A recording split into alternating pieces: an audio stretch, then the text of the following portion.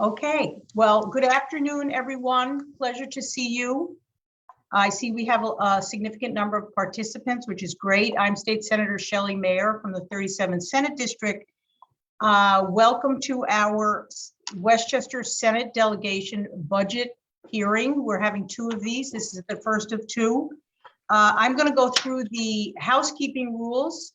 Then I will turn it over to our leader, Senator Andrea Stewart-Cousins, the majority leader, and my colleagues, Senator Harkin, Senator Elijah Reichel Melnick, Senator Biaggi will be here, and Senator Jamal Bailey for some remarks, and then we will get going. So let me go through some of the housekeeping. We have two wonderful Spanish interpreters.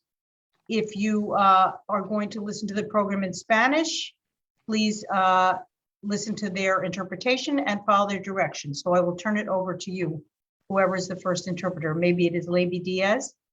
Yes, thank you, Senator. Buenas tardes, bienvenidos a todos. Gracias por estar aquí en el foro de la Delegación de Presupuesto del Senado de Westchester. Este foro será traducido en español simultáneamente. Si desean escucharlo en español, simplemente tienen que hacer clic en el globo que aparece abajo a la derecha y seleccionar el idioma español. Gracias. Thank you. Thank you very much. And for closed captioning is enabled, so anyone who wishes closed captioning can choose that at the top of their screen. We have a list of about 57 attendees. I'm going to be calling them in the order I have them on my sheet. We'll give advance notice. So when your name is called, hello, Senator Biaggi, please raise your hand with the raised hand function so that Andy Booter, the timekeeper, can let you in as a panelist. If you have a question, not about substance, but just about protocol or where you are, please feel free to write it in the question and answer, and we will try to answer. Ensure that your name on the Zoom matches the name in the confirmation email so that Andy can identify you correctly. And with that, I'm going to turn it over to the majority leader of the New York State Senate, our very own Westchester resident and our very good leader and friend, Senator Andrea Stewart-Cousins. Thank you so much, Senator Mayer. And it is just really wonderful to host this forum. We do this annually around budget time, and we are always excited to hear the input from our constituents and for people who but for these forums would not think that they would have a voice in how we make our deliberation. So this is your time. And just so you know, we're not going to talk back to you. You're going to let us know what it is you're thinking. We will be listening, and it will help us in terms of our negotiations. It will help us in terms of pushing the things forward that you are asking us to do.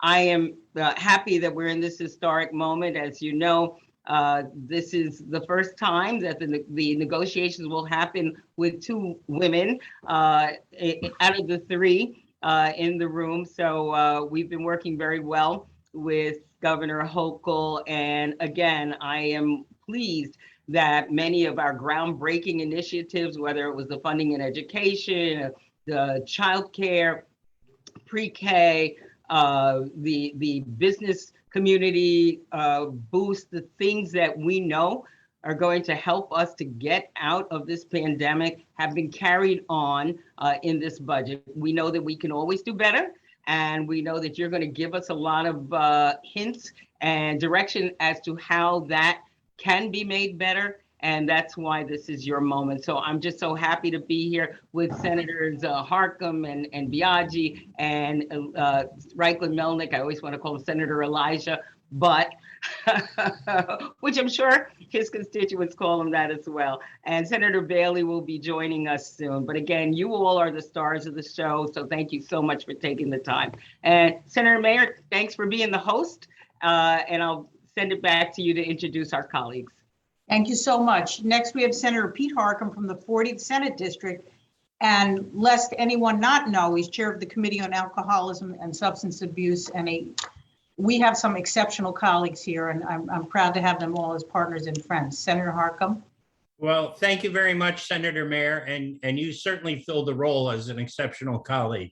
So it's a pleasure to work with you, and thank you for your Cracker Jack team for facilitating this event. Your team is their professionalism is unmatched, and it's always a joy to work with them. And Madam Leader, thank you for hosting this event and setting this up every year. And certainly my partners, Senator Biaggi and Senator Reichel Melnick. Always great to be with all of you.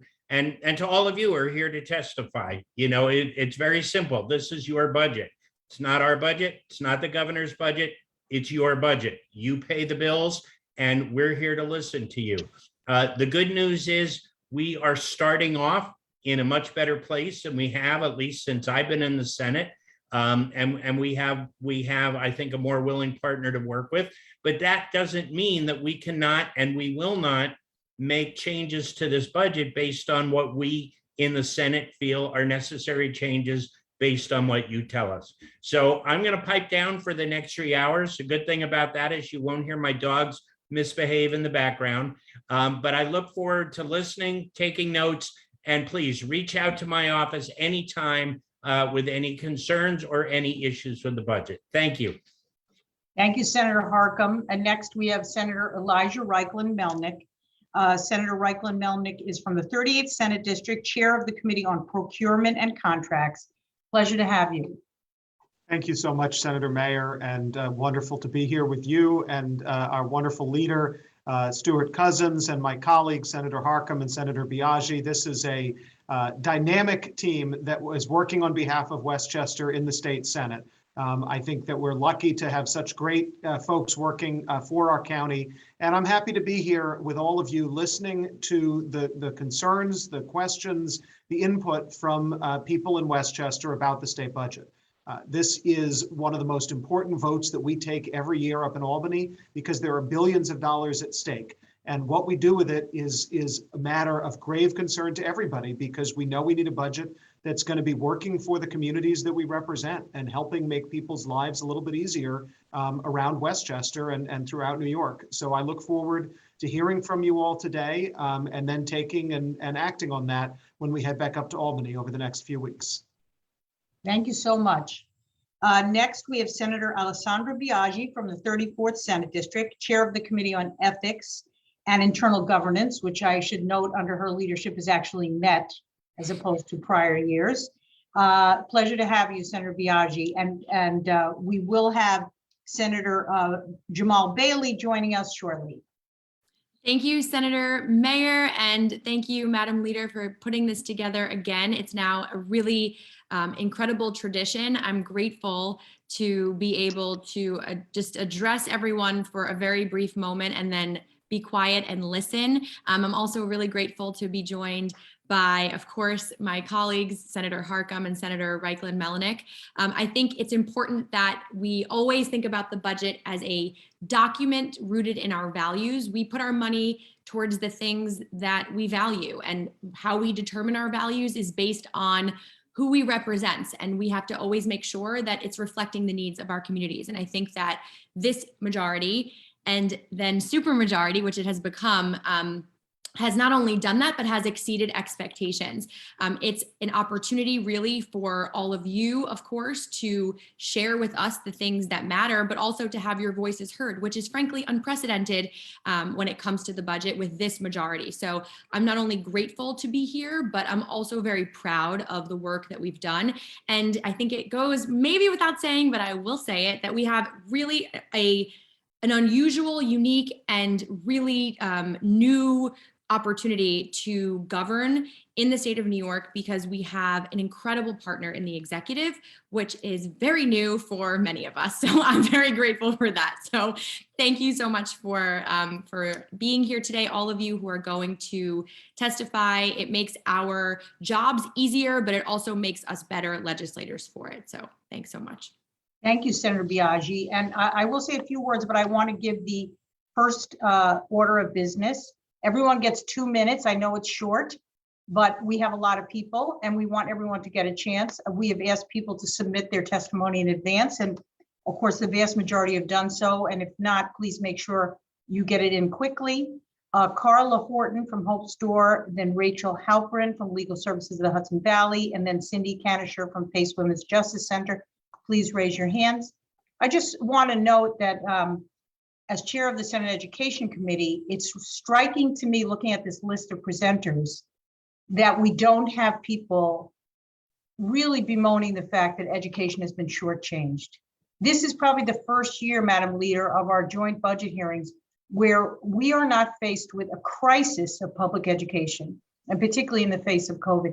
And that is because we, together with you, the advocates, parents, teachers, administrators, fought really as hard as we could and won with our prior governor to get an agreement finally to fully fund foundation aid. It is a transformational change in public education. We are getting the money that was owed. Every single district got substantially more last year. They're all going up to 80% of foundation aid this year and 100% next year. The governor is committed to being our partner in this, which is a welcome change.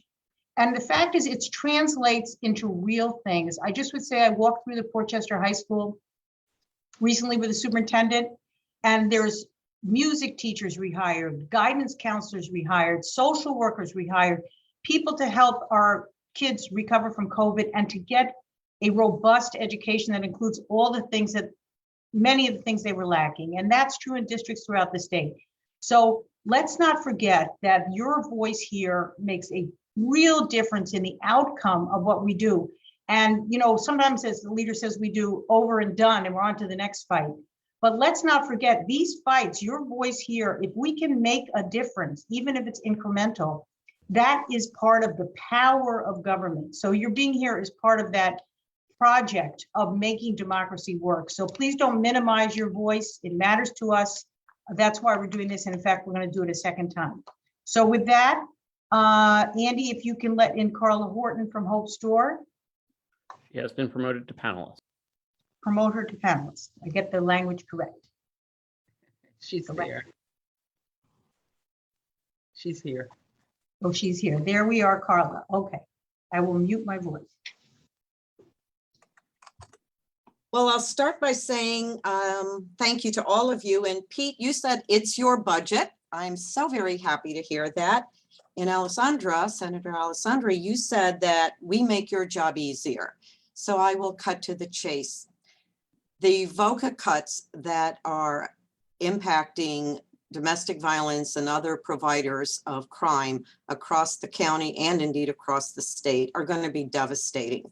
Hope Store last year experienced an 89% increase in the number of persons we served, but with the VOCA cuts that are coming along representing a potential 20% cut to our services, we won't be able to even maintain what we're doing without help. So what we're asking is that you call upon the governor to add a 30-day amendment to her executive budget to maintain level funding for all the wonderful OVS funded service providers for the next 2 years. We believe this will cost a projected $25 million per year. And that, should that not happen, we ask that the New York State Assembly and the New York State Senate to negotiate for that needed funding in their one-house bills. I submitted my written statement. It's backed up by the dollars that are impacting every organization that I know in the county, including Hope Store, My Sister's Place, Legal Services of the Hudson Valley, Pace Women's Justice Center. It's everything from domestic violence to sexual assault to homicide victim families to human trafficking. And we're calling upon you to get the governor to do what she needs to do. And if that should not happen, we need you to champion our cause. Thank you very much. Thank you, Carla. And we couldn't see you. We heard you loud and clear. So Andy, if there's a way we can open the cameras, that would be great. Next, and it's number 2 on our list, Rachel Halperin, then Cindy Canister, then Richard Mcspadden, then Laura Caruso. So we're on to Rachel Halperin, Legal Services of the Hudson Valley.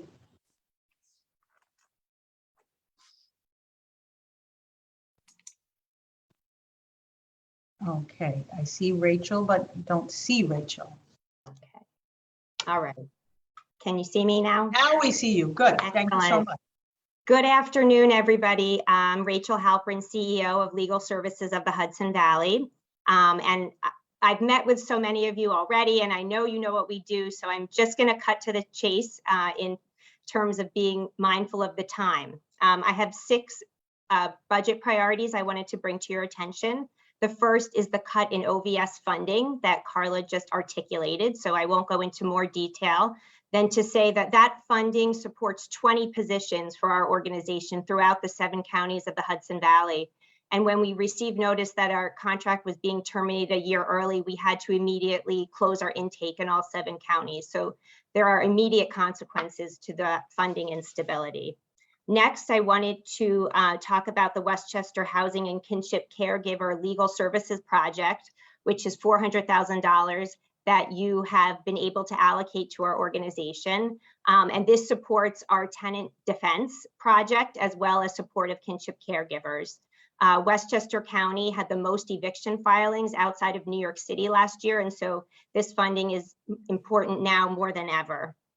Next is the Survivor of Domestic Violence Legal Services Project in Rockland, which is $90,000 that was allocated to support an attorney who specializes in domestic violence in Rockland County. And with that funding, we were able to serve over 200 victims of domestic violence in Rockland last year. Next is the Legal Services Assistance Fund, which we come to you every year and ask you to please restore. And this funding supports our LGBTQ unit in Westchester, which is really essential work for that community.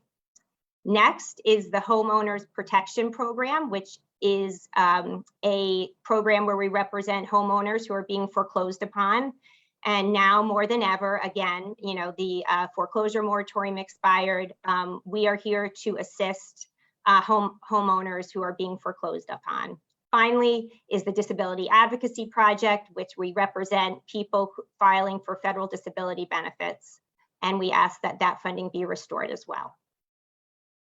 Thank you so much, Rachel. Thank you very much. And so yes, when you come on, please open your camera. Number 3, Cindy Canister. Number 4, Richard Mcspadden. Number 5, Laura Caruso. We are up to number 3. Cindy. There you are. Here I am. Hi, good afternoon. I'm Cindy Canister, the Executive Director of the PACE Women's Justice Center. I really appreciate this opportunity to speak with you this afternoon. I want to start by thanking Majority Leader Stuart Cousins and Senator Mayer and Harkin and Biaggi for the support that you have provided to the Women's Justice Center and the clients who we serve, survivors of domestic violence, sexual assault, and elder abuse. And Senator Reichel, Elijah. Senator Elijah, Close enough, I hope yes. to meet you. Absolutely. Look forward to and it. hope that you will also be a supporter of the center. For sure. I'm for here to talk about the OVS cuts as well. I'm not, you know, I echo what Carla Horton said about what we're asking you to do to advocate with Governor Hochul to put the funding into the budget to fund the gap. Which we think will be about 25 million to keep service providers whole throughout the state. I just want to tell you a little bit about what this means for the center in Westchester County. So we get about $640,000 a year at the center from OVS under the Legal Services and Victim Assistance Program grants, which supports 6 staff members. May not seem like a lot, but we are a staff of 30. So when you think about what 6 means, that's about 20% of our staff. And if that funding gets cut, and we've heard that at least 400 of it was cut automatically next year, that we're not getting it anymore, a little over 400.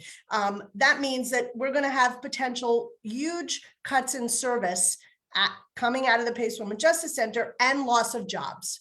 And I know that all of you, Senator Biaggi, you talked about, you know, the value, what you value. And I know that all of you and Governor Hochul as well values the services and the need for critical services that survivors of abuse have, and that we want to make sure that the resources remain. So I'm asking you to make sure that that happens. In Westchester County, The county gets gets around $8 million a year from OVS for services, various service providers. So if there's a 10 to 15% cut, as Carla said, we should be expecting, as in addition to the loss of the last year of our legal services funding, that could be a cut of between $800,000 and $1.2 million to Westchester County, which will go directly to affecting services for survivors of abuse and all crime victims. So it's not just domestic violence or sexual assault survivors that we're talking about. We're talking about homicide families. We're talking about any sort of crime victim. So please advocate with the governor to make sure that this money is put into her budget. And if not, we ask you to work on putting it into your one house budget. Thank you so much. Thank you, Cindy. Next, we have Rich Mcspadden, who's number 4, Laura Caruso 5, Susan Abbott, number 6.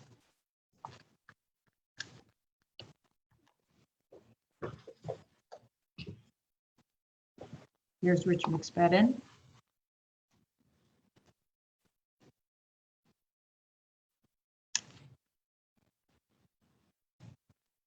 There we go. Hi, Rich. How are you? How's everyone? Good.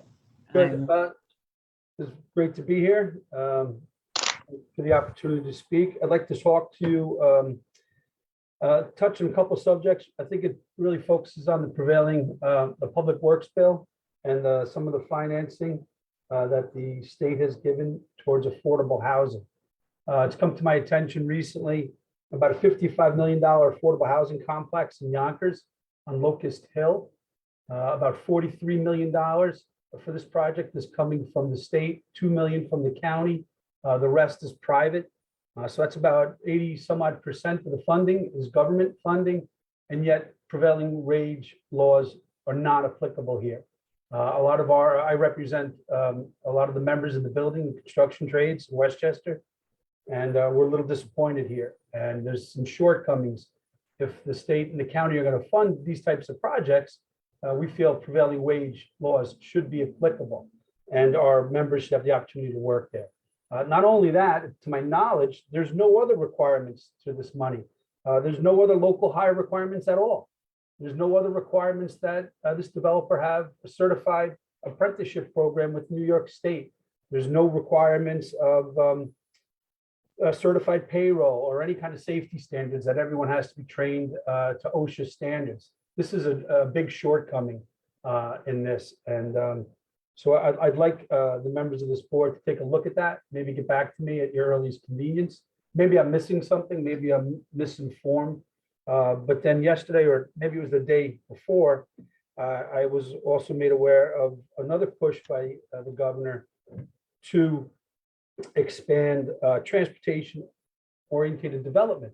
It's called the Transportation Orientated Development Act of 2022. And this program encourages transportation-orientated development, and it would override local zoning laws, which may impede the development of housing near train stations or bus stations. Just looking at it, just getting this information, my initial response is I'm totally against that. Local municipalities should have every right to have their input and have their say on what's being built in their communities. Giving the developers an easy access pass to build near any train station is a slippery slope, especially, again, like I said before, if prevailing wage isn't there, PLAs aren't in place, and the minimum other requirements that developers should adhere to help the economy grow in that particular community. So that's really what I have. Again, I was really focused on that affordable housing project in Yonkers. Very disappointed that prevailing wage laws were not applicable. Thank you. Thank you, Rich. Thank you very much. So raise your hand when I call your name so Andy can find you. Next, though, is Laura Caruso. After that, number 6, Susan Abbott. Number 7, Meg Kalfer. Number 8, Jeff Monroe. So just raise your hand in the raise hand function. But we will move to Laura Caruso. There is Laura. Hi, Laura. Hi, thank you so much for hosting today and having me here. My name is Laura Caruso. I'm the Executive Director of Pelham Together. and I'm here to speak to you on behalf of Pelham Youth. We are so grateful, Senator Biaggi, for your past support. And as you know, you've allowed us to explore new ways to connect young people to mental health resources, mentors, employment, service, and civic engagement, essentially the sort of connections that ensure that they thrive. Pelham is ineligible to host a resourced youth bureau of its own due entirely to its small size. However, our kids need many of those same services. I assure you that creating meaningful connections for the nearly 2,000 young people between the ages of 10 and 18 is no small task for our small town. We cannot counsel or therapy our way out of the current youth mental health crisis. We need to create close-knit communities of all sizes that help our young people create connection before sending them into the world after high school. We know that suicide rates on college campuses are increasing, and those are just the most tragic and visible examples of a much larger group of youth who are floundering for connection right now. The responsibility for helping them establish that connection is that of their home communities, big or small.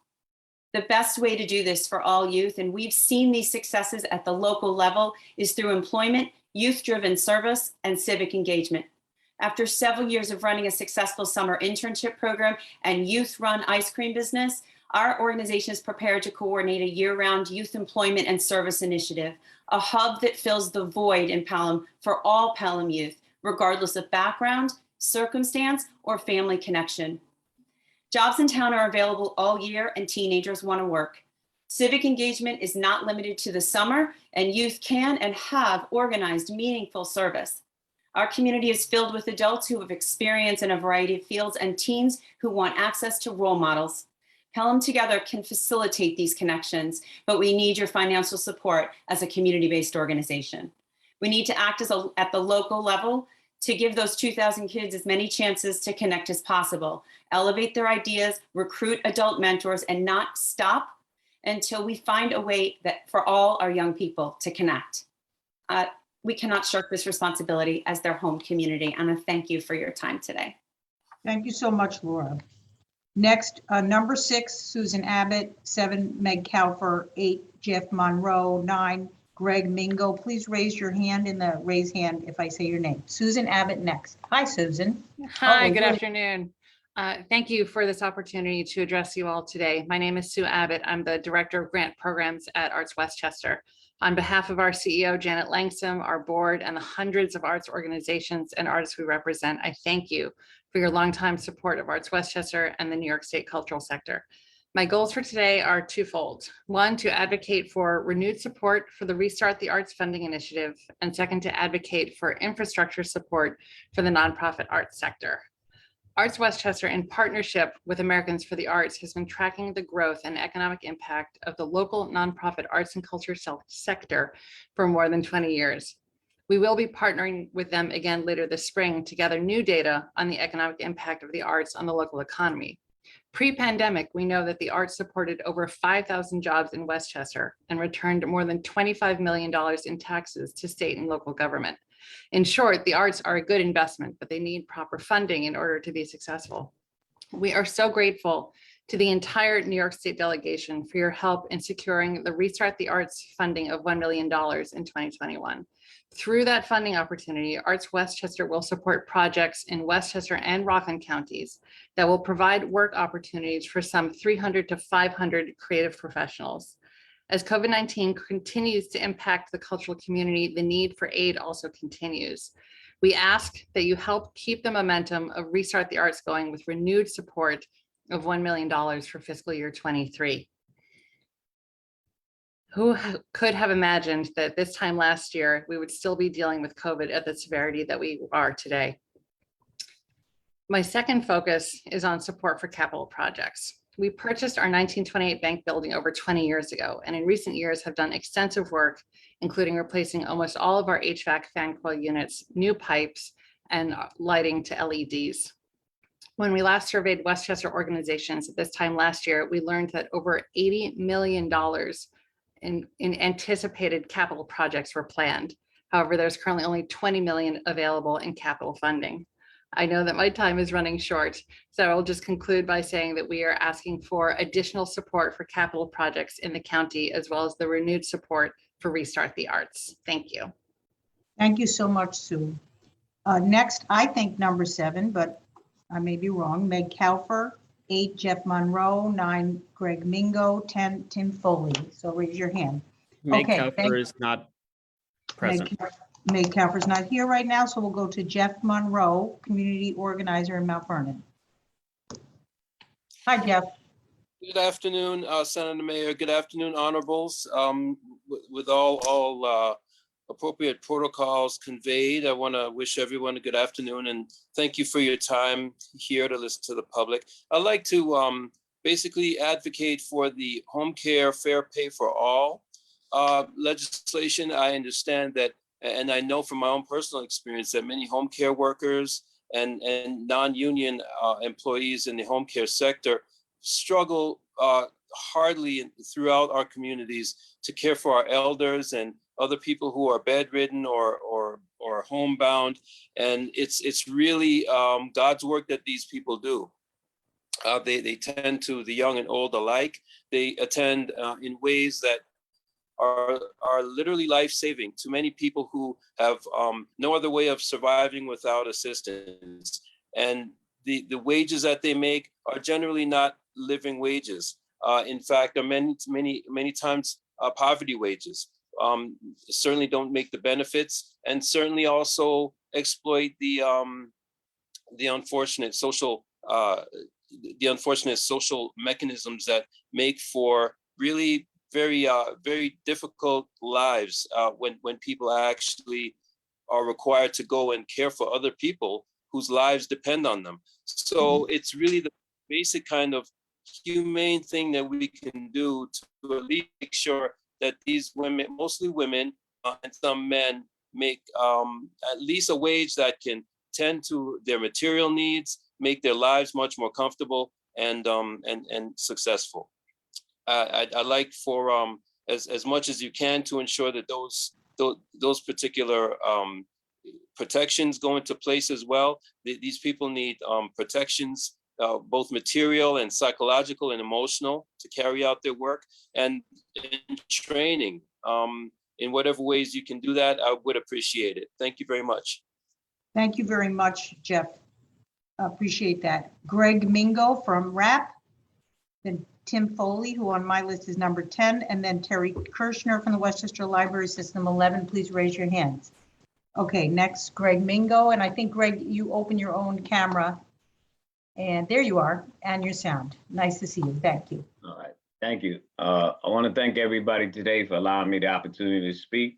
I'm a Westchester County representative, and I'm currently representing RAP, Releasing Aging People in Prison. I'm also affiliated with Change.org, Cooney Law School, and Hudson Link.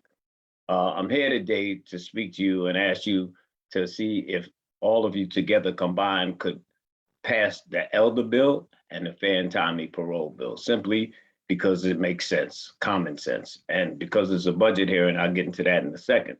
But I come to you as a credible messenger after having spent the last 40 years of my life in prison for a wrongful conviction. And only by the grace of the governor's office am I here today.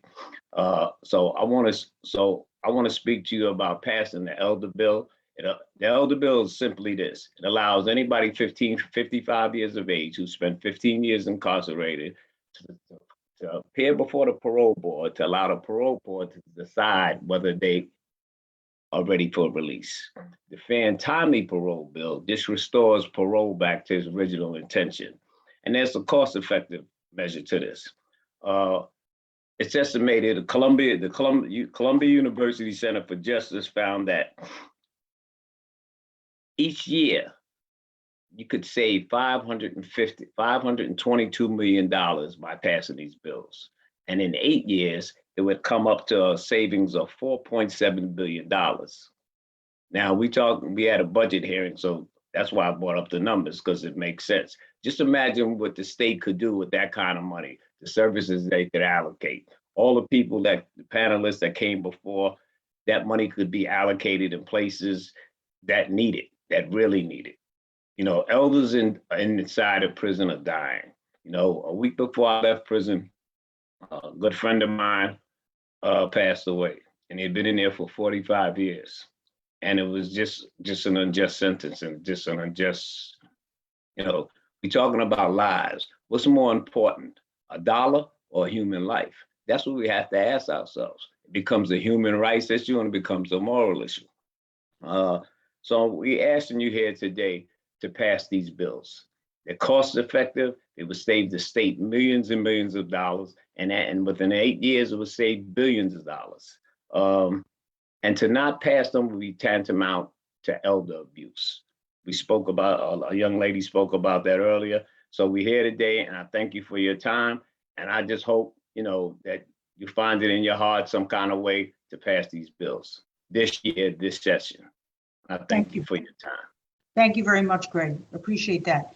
Next, we have Tim Foley, number 10, 11, Terry Kirschner, 12, James O'Neill, 13, Maria Samuels. Raise your hand if I called your name. And when you get on, keep your camera closed until your time is to speak, if you would. So next we have Tim Foley from the BRI. Hi, Tim. Hi, good afternoon. My name is Tim Foley, and I'm the CEO of the Building and Realty Institute of Westchester. I submitted lengthy written testimony, so let me very quickly summarize.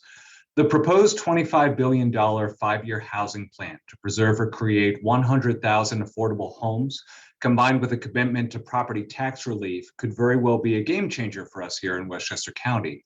We strongly support the proposals for land use reform to make it easier to build accessory dwelling units, or ADUs, and to develop transit-oriented developments.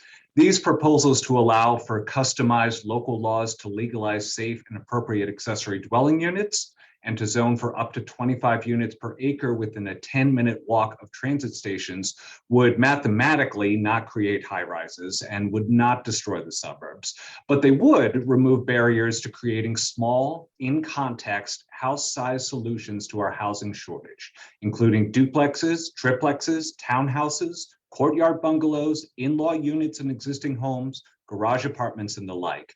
And we need these affordable choices of all shapes and sizes for all of our neighbors. They represent a modest intrusion into local land use, given that they would solve multiple present-day overlapping crises. First, Westchester County's housing shortage. The 2019 Westchester County Housing Needs Assessment stated that we needed another 11,703 new units just to meet our needs. Second, climate. The EPA specifically supports transit-oriented developments because the average American household consumes the majority of its total energy not on operating the home, but on transportation to and from the home.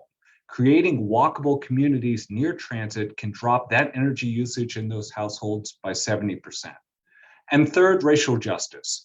More diverse housing options particularly benefit people who use public transit and who do not own cars, which disproportionately affects the Black, Asian, and Hispanic populations, as well as immigrants, medium to lower income residents, and others.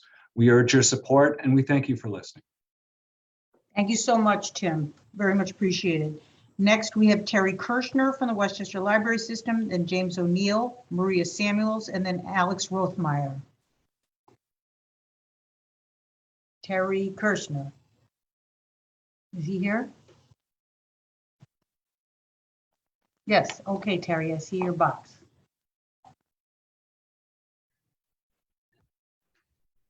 Sorry about that. So Terry Kirschner, Executive Director of Westchester Library System. So once again, thank you for all your ongoing support of libraries.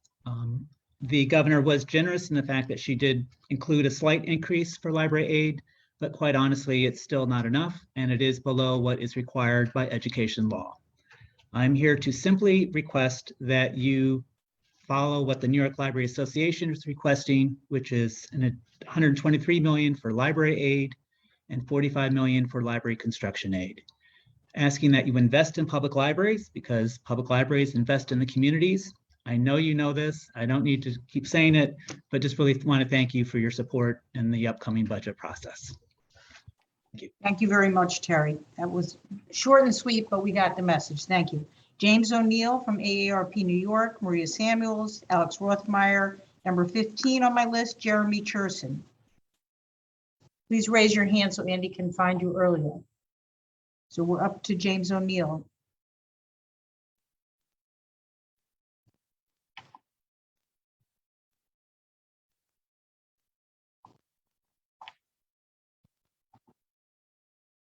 Okay.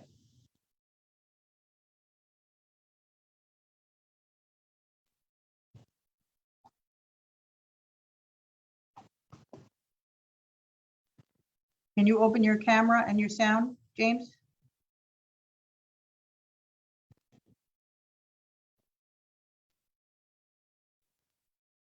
No? There you go. Yeah, the unmute is off, but the Camera doesn't work. right camera's not.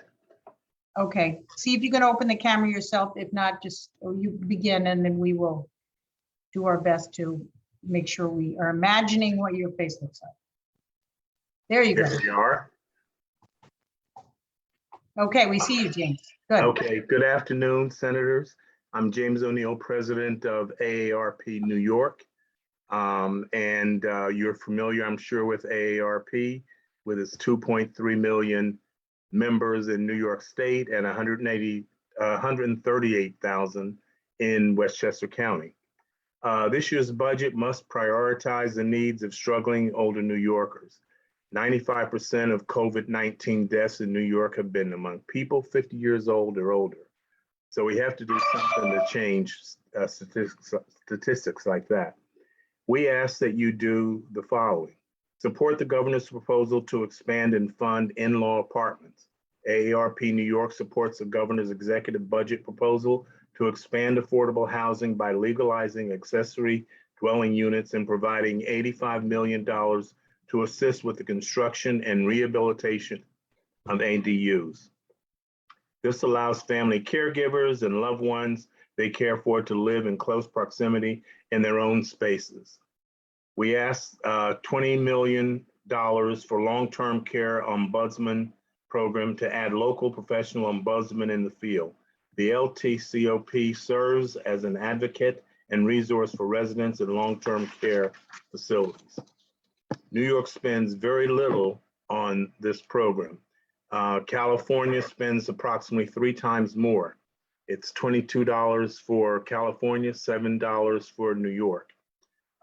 We ask that you build support for the home care workforce. Older workers must be given the opportunity to stay in their homes at the vast majority want, where care can be delivered less expensively. AARP New York supports fair pay for home care, Senate Bill 5374 and Assembly Bill 6329. We ask that you address the unmet need of home and community-based services. I see that I'm out of time already, but please refer to the submission that we made, which outlines all of these programs and gives actual dollar amounts. Thank you very much for your time and consideration. Thank you, Mr. O'Neill, and thank you for submitting testimony. We've been joined by our colleague, Senator Jamal Bailey from the 36th Senate District, Chair of the Committee on Codes, and proud representative of the Bronx and Mount Vernon for purposes of today. Senator Bailey, would you like to say a few words? Apologies for my lateness. In Zoom world, we have multiple obligations. Madam Leader and all of my great colleagues in Westchester Delegation, thank you for convening this, and thank you to everybody for testing. I would just, when you're late, you can't say much, but sit back. Thank you for what you do, and we'll be paying attention. Thanks, everybody. Thank you, Senator Bailey. Okay, next, number 13 on my list, Maria Samuels, number 14, Alex Rothmeyer, number 15, Jeremy Cherson, number 16, Tom Gabriel, number 17, Barbara Di Giacinto. So raise your hand so that Andy can find you. So we are up to Maria Samuels from Westchester Disabled on the Move. Hi, Maria. Hi. I think I just clicked to start my video, but thank you for allowing me to speak here. My name is Maria Samuels. I'm the Executive Director of Westchester Disabled on the Move. We provide support for all people with disabilities in our county. And our mission is to advocate for the rights of all people, not just any particular sector, but it also includes the right to live independently in the community and enjoy the options of the quality of life just the same as the non-disabled community, and not to be in constant fear of being put away in an institution. We still have to fight the disturbing labeling of the stereotypical aide as not deserving equitable pay and justify this decision with "we cannot afford it." This impacts us personally, meaning people with disabilities, when you or your loved one is forced to also go into a nursing home or faced with that as the only choice. And often that happens as in our agency, we have to assist people to come out of the nursing homes or to prevent them from going into nursing homes. And for the first time that they hear that there are options. But the main obstacle has always been getting home care. And it continues to be that, and increasingly aggravated by the pandemic and the COVID-19. So this is reason we're here, not only because of our agency, but also because the statewide need, dire need for home care assistance and aids in their home. The governor's budget offers a one-time bonus and not a livable wage increase. The Fair Pay for Home Care Act is what needs to be passed. It needs to get into the budget. I'm really asking for all the assembly members and the state senators, thank you that you co-sponsored the bill. That's really great, but it needs to get into the budget. That's the thing that's the fight that's going on now. And I know we're all on the same page, but that's what needs to be done to get this passed and get equitable pay for the home care workers. It's time. Thank you. Thank you so much, Maria. Thank you for that. Please make sure your name on your Zoom matches the name you signed up with so we can find you. Next, we have Alex Rothmeyer, number 14, then Jeremy Cherson, Tom Gabriel, Barbara DiGiacinto, and Harriet Lowell. Okay, Alex, how are you? Hi, how are you? Thank you, everyone, senators, for hosting this important public hearing.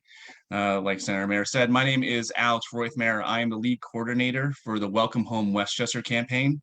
We represent over 20 Westchester organizations that include faith leaders, nonprofits, business leaders, developers, the academic community, the environmental community, and social services organizations.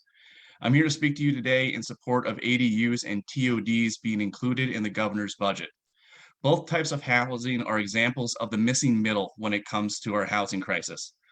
They would allow housing options that are not limited to large single-family homes or luxury apartments. ADUs provide a more affordable housing options while supplementing incomes for middle class and senior homeowners. And studies around TODs have shown how deeply enriching multifamily homes close to transit benefits the environment and local downtowns. Studies of both have shown overall boosts to local economies. To bring this personally, to keep this short, I'm 31 years old. I've spent most of my adult life working for New York State.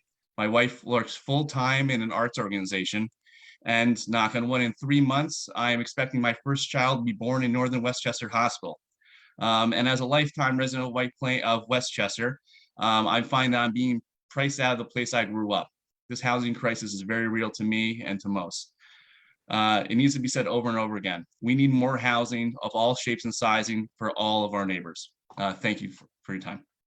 Thank you, Alex, very much. Next, Jeremy Cherson, Tom Gabriel, Barbara DiGiacinto. I want to make sure you see her, Andy. She says she's not sure you do. So Jeremy Cherson from Riverkeeper is next, number 15 on my list. Hi. Hello, good afternoon.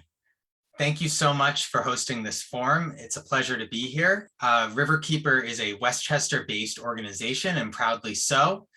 I come here today to thank you all for all the great work the Senate has done over the past few years for the environment. It's been a truly remarkable turnaround in the past few years. This year, we have an opportunity to expand the Bond Act to $4 billion, which will be a game changer for the state. Expand the Environmental Protection Fund to $400 million, which will also help accelerate our environmental work across the state and across Westchester and the Hudson River. And we also strongly support Part QQ of Article 7, the wetlands proposal in the governor's budget, which Senator Harkin will know is familiar because it is very close to the legislation he championed and shepherded through the Senate last year.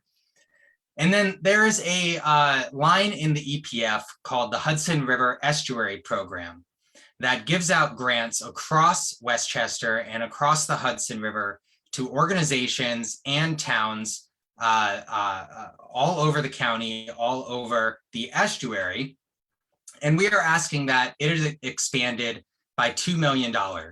It was created with $6 million in 1996 and has only grown by $500,000 since then. That is not very much. And we know that with additional federal funds from the infrastructure bill and a new federal estuary bill that Congressman Tonko and Senator Gillibrand are moving through Congress, we will need those additional $2 million to match the new federal funds. Westchester has received around 20% of the total estuary program funds for 2021. And I included a breakdown of those grants in my testimony for your review. Senator Harkin has a letter circulating right now, and I hope you all will consider signing on to that letter in support of this great program. Again, thank you so much for your time. It was a pleasure being here today. Thank you, and thank you for pointing out again that the testimony is very helpful for us to follow up and to know the details of what you are, have to do in a very short time. So get that. Next, Tom Gabriel from United Way, then Barbara DiGiacinto, Deputy Supervisor for the Town of North Castle, Harry Lowell, number 18, Melissa Kaplan-Macy from RPA, and Nancy Keene, number 20. So we're up to Tom Gabriel. Thank you, Senator Mayor. Good afternoon, everyone. Majority Leader, all the members of the Westchester delegation to the New York State Senate. Thank you very much for everything you do for our state. I'm here on behalf of the entire 211 helpline network statewide. Although there's a new governor, once again, the statewide 211 helpline was not included in the state budget. During the past 20 years, and especially during the pandemic and the economic crisis, 211 has proven to be an essential governmental partner and the most efficient way to connect families to the programs and services they need, especially the 13.6% of New Yorkers living in poverty and the 31% living paycheck to paycheck. Throughout the 211 call centers, like ours here in White Plains, saw a 150% increase in volume as a result of the pandemic, especially around basic human needs like food and shelter. Across the state, 211 made approximately 4.5 million referrals in 2021, and our call center alone fielded almost 280,000 inquiries for help. Every day, we provide our neighbors with information on COVID-19 testing sites and vaccinations, food assistance, housing and daycare, but we also help people apply for important government benefits such as the Earned Income Tax Credit, the Emergency Rental Assistance Program, and the Excluded Worker Fund. And when Hurricane Ida hit, we partnered with FEMA to provide important referrals to help families recover, just like we've done with every other crisis before. But 2 years of a sustained crisis like this have taken tolls on call centers like ours, and more importantly, the people that work there who have worked long hours to help their neighbors in need. Remember, every interaction has a call specialist providing individualized referrals. That's why I implore you to support Senator Pete Harkin's sign-on letter, thank you, Senator, which restores the $2 million in funding for the 211 helpline throughout the state in the final state budget. We want to continue to be the safety net for New Yorkers, but we need your help to sustain support. Thank you so much for your time today. Thank you, Tom, very much. Next, we have Barbara DiGiacinto. After that, Harriet Lowell. Number 19, Melissa Kaplan-Macy. Number 20, Nancy Keene. Number 21, Ed Berry. Okay, Barbara. See if I see her. And you can turn your camera on and your sound. There you go, Barbara. Okay, can you hear me? Yes. All right, thank you very much for giving me the opportunity to speak this afternoon. And I want to thank all of you, particularly our senator for the town of North Castle, Shelley Mayer, who is phenomenal as far as I'm concerned. She is always very responsive to the needs of the residents of North Castle. So thank you very much. Don't use your time up on the meet. Okay, I'm sorry. I really do have a lot to say, and I'm going to try to be very quick, speak quickly. The proposed 2022-2023 New York State budget allocates millions of dollars to make New York State's housing system more affordable, equitable, and stable. No one in good conscience could quibble with these goals or the necessary funding, but loosely tied to the proposed budget for ADUs, accessory dwelling units, is proposed Senate Bill 4547. This proposed law, as it is drafted, will create significant adverse impacts upon many communities in our entire state. Let me make it perfectly clear. Local opposition to Senate Bill 4547 with the intent to significantly increase ADUs across the state and offering state funding as financial incentive is not the basis of my opposition. The town of North Castle's town code since 1984 made accessory apartments as a permitted use. In the mid-1990s, on our own initiative, North Castle had built 34 affordable middle-income housing units. Approximately 8 years ago, North Castle passed legislation requiring developers include at least 10% AFFH units. What I'm opposed to, along with many residents, is Senate Bill 4547's intent to usurp local government's ability to regulate land use by removing local government's traditional home rule powers. For every other land use decision, New York State recognizes the prudence of regulating land use at the local level, given the diverse nature and unique aspects of every community in the state. It will be a one-size-fits-all piece of legislation that will have unintended consequences when applied statewide. For example, in urban Barbara, areas. your time is almost up. Hate to tell you. Okay, all I can say is that we really feel that we have absolutely no data from our legislators explaining what are the impacts, whether it is the municipal budgetary impacts, the school impacts, the impacts on the fact that you have very few regulations in terms of off-street parking. I could just, unfortunately, I know I don't have enough time, but obviously I am asking that funding for the funding in the 2022-2023 budget for ADUs not be allocated unless there is some type of compromise. For instance, North Castle, grandfather or opt out. Thank you. Thank you, Barbara. Appreciate it. I know you submitted testimony, which we will certainly consider. Thank you. 18, thank you for the nice compliment too. Harriet Lowell, number 18. Next, Melissa Kaplan Macy. Next, Nancy Keene. Put your hands up, please, if I call your name. Ed Berry, and then 22, Jennifer Ryan Safsell. So next we have Harriet Lowell, and she's there. Hello. Thank you Harriet. for senators for hosting this forum. I am the chair of the White Plains Mayor's Advisory Committee for People with Disabilities and a member of Assemblyman Burdick's Committee for People with Disabilities, and have been active representing that community for 15 years. I am here to demand that the Fair Pay for Home Care Act be put into this year's budget. You will be hearing some more moving personal stories, but I want to give you some up-to-date figures. New York State currently faces the worst home care shortage in our entire nation. Poverty wages are driving home care workers out of the field. What do you expect when you pay them $13.20 an hour? They don't need a bonus, they need a livable wage. 57% of home care workers are living on or below the poverty level and receiving some form of public assistance. In a recent survey, 25% of home care workers reported they were unable to find an aide. Nearly 20% of New York State's home care positions are unfilled due to staffing shortages. New York will have more than 600,000 home care job openings by the year 2026. The shortage is only getting worse as our population keeps aging, and older adults increasingly search for alternatives to nursing home care. Over the next 20 years in New York State, the population over 65 will grow by 25%. Those over 85 will grow by 75%. Meanwhile, 70% of us will need home care at some point in our lives.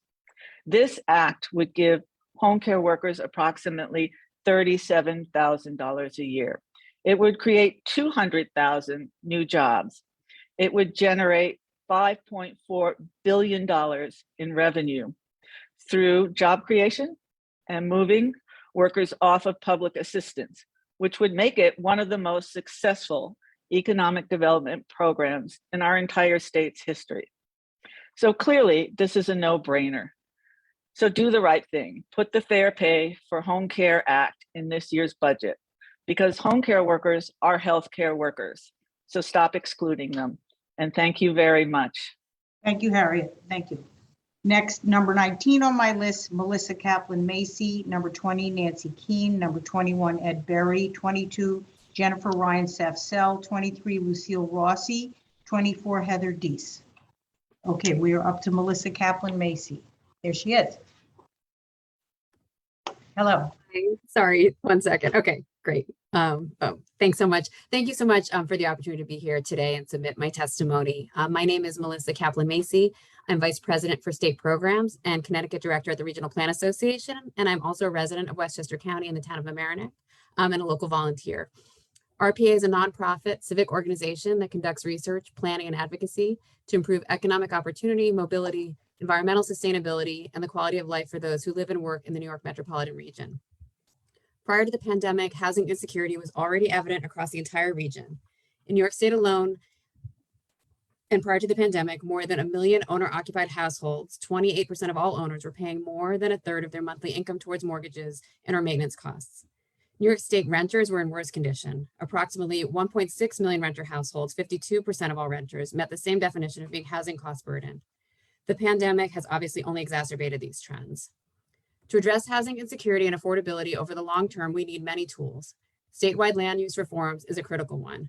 Proper land use policy is a balance between the state addressing the overall needs of its citizens, municipalities implementing zoning and regulations that address these needs in the local context, and the right of the individual property owners to use and improve their properties in the way they see fit.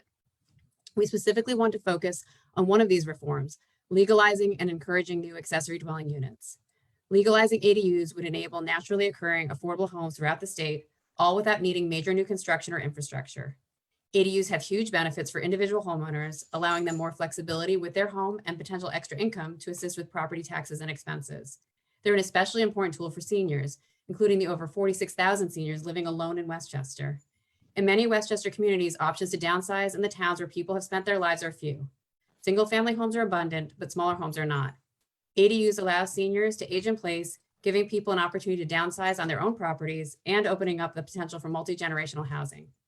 And ADUs can provide an opportunity for seniors to stay in their homes longer by providing living space for caretakers. And I just want to note what Harriet said. It also provides new spaces, more affordable spaces for caretakers, for health workers. And that's also part of making Westchester and New York State more affordable for everyone.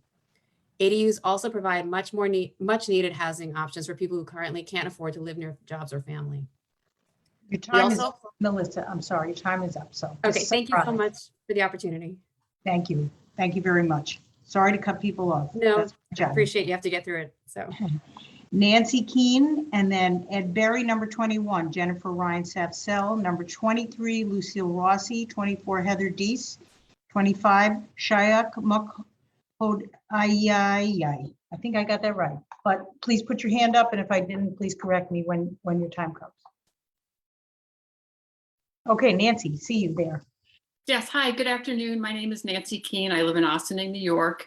I'm an advocate and volunteer for the Alzheimer's Association. I first became involved with the Alzheimer's Association when my mother was diagnosed with early onset Alzheimer's in her mid-50s. I was so grateful at the time to have the help, the support that the Alzheimer's Association provided.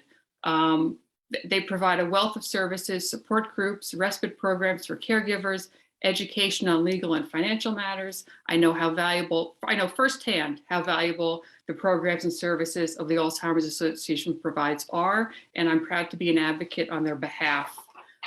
Throughout the pandemic, the Alzheimer's Association has taken a number of extraordinary steps to maintain programming at pre-pandemic levels and offer new activities in response to emerging needs. My ask today is for your continued support preserving and maintaining this evidence-based initiative for $25 million. It's the Alzheimer's Caregiver Support Initiative. It's the most progressive investment towards Alzheimer's caregiver support in the nation. And also, I would like to ask the legislature maintain the $1.37 million in supplemental Alzheimer's public health funding in order to maintain our state's existing public health infrastructure. This funding is vital to the local level response, including statewide coordination of support, administration, monitoring, and evaluation of services to families and the needs of the Alzheimer's community. The number of people served still represents a tip of the iceberg in terms of the number of people with Alzheimer's disease and all dementias and their caregivers. I see the clock is running down and my full testimony has been submitted. I really appreciate the opportunity to participate virtually today. So thank you all. Thank you so much, Nancy. Next is Ed Berry from Sierra Club. Number 22 is Jennifer Ryan Safsell. 23, Lucille Rossi. Hi, Ed. Let's see if I see you. I see you. Please raise your hand if I called your name so Andy can find you.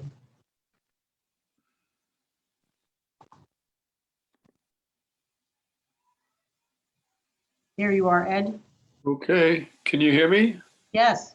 Okay, I want to thank you for the opportunity to present our views on the 2022 budget.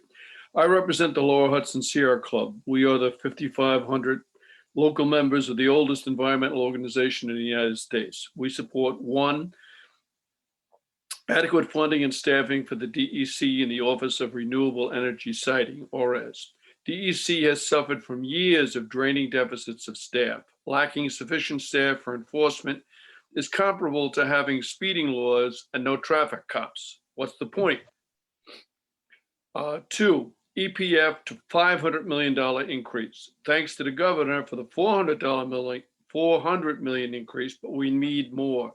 This funds our open space acquisition, farmland habitat protection, drinking water infrastructure, and waste reduction. We are not just spending money, we are generating economic benefits and creating jobs. 3, New York State's Water Infrastructure Improvement Act this year proposes $500 million. In view of the desperate need to fix our pipes, lead, etc., and fight the raging spread of PFAS and other chemical contaminants, our state really needs $1 billion. If we don't have clean water, we cease to exist as a society. 4, we must strengthen and reform wetlands protection. Shout out to Senator Pete Harkin right there. The executive budget does contain legislation, Part QQ of the TED, I won't go into details, that will change and strengthen needed protections. Wetlands filter pollutants from our water, help recharge aquifers, protect habitat for our wildlife, and absorb our ever-increasing floods. Quite a job for what we used to call swamps. The governor's budget will remove the judicial chaos that the maps created and allow DEC to protect and regulate wetlands if they meet the scientific definition. Right now, New York is the only state in the Northeast not to assume regulatory power over its wetlands. The reforms proposed could strengthen and streamline wetland regulations. The proposal links up naturally with the $4 billion Clean Water, Clean Air, Green Jobs, Environmental Bond Act, which goes before the voters in the fall of 2022. Ed, your time is up. I'm sorry Okay, to tell and you. then we support the green, the grid, and electrify everything as long as it pays prevailing wages for the labor guys and girls. Thank you. Thank you very much, Ed. Every time I come, I'm proud of the representation we have. Thank you. Jennifer Ryan Safsell, number 22, Lucille Rossi, 23, Heather Deese, 34, Shayo, 25, Barbara Mazer, 26. And there's Jennifer.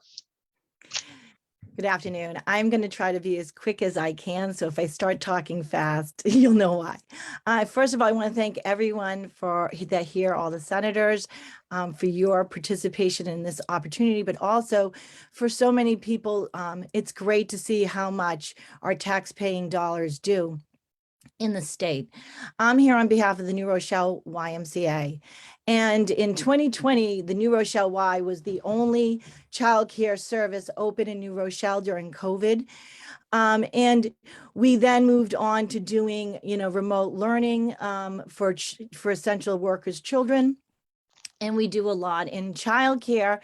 And right now, there's a lot going on in New Rochelle. We have some new private companies in the area that are pulling from us in terms of staff and some of our services. And it's difficult for nonprofits that really count on some of our programs to make other programs affordable. So what we really are focused on this budget is to ask for some capital funding to help us keep our buildings that are such a value up to date, and they're affordable for our community.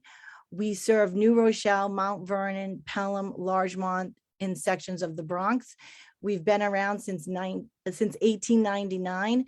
So our facilities sometimes need extra funding and support.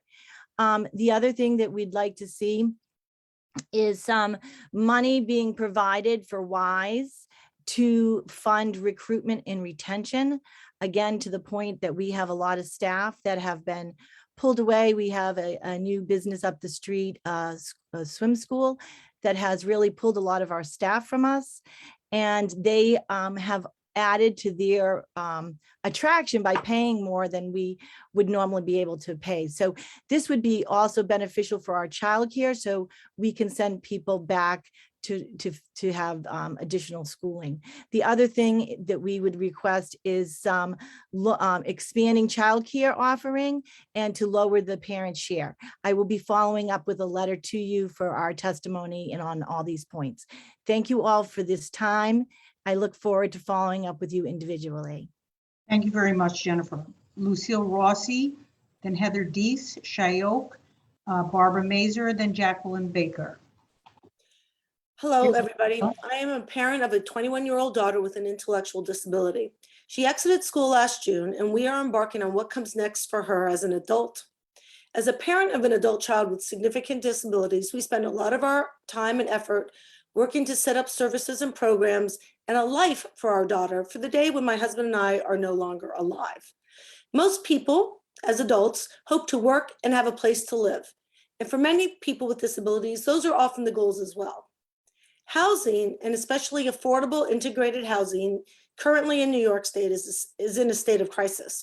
We want our family members to be able to live in the communities that they have grown up in, with those connections and social capital that we have all worked so hard to foster. I urge you to support finding additional housing options that are integrated into our communities, including the development of new housing that includes set-asides for people with disabilities, as well as the expansion of the accessory dwelling units that can create additional housing for our communities. ADUs in particular can be beneficial to people with disabilities and increase the amount of housing that is available without large-scale development. You've heard from smart people from numerous organizations earlier, and you'll hear from some today and next week as well. And I urge you to use a creative approach to include ADUs to solve this issue. Thank you. Thank you so much, Lucille. Heather Deese, then Shyok, then Barbara Mazur, Jacqueline Baker, Howard Horowitz is number 28. Okay, we are up to Heather Deese. There you are. Hi, Heather. Hi. Go ahead. Great. Thank you for having me. Really appreciate the organization of the forum and the opportunity to participate and provide comment today. My name is Heather Deese, and I'm the Director of Policy and Regulatory Affairs for Dandelion Energy. Dandelion was founded in New York in 2017 and has quickly grown to be one of the nation's leading providers of home geothermal heating and cooling systems. We're headquartered in Mount Kisco and have additional New York facilities in Peekskill, Latham, and Bayshore. Since mid-2020, we have also expanded into Connecticut, Vermont, and Massachusetts.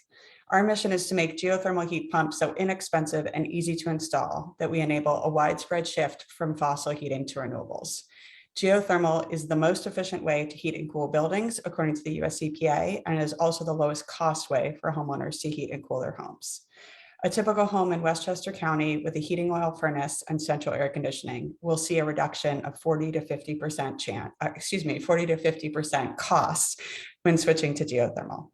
The majority of our customers finance their geothermal system, and in doing so, they save money from day one compared to their previous bills.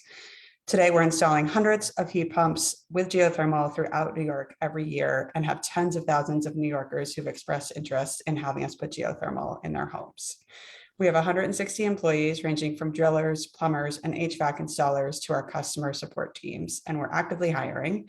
Please spread the news from our website, and we work with dozens of subcontractors throughout the state.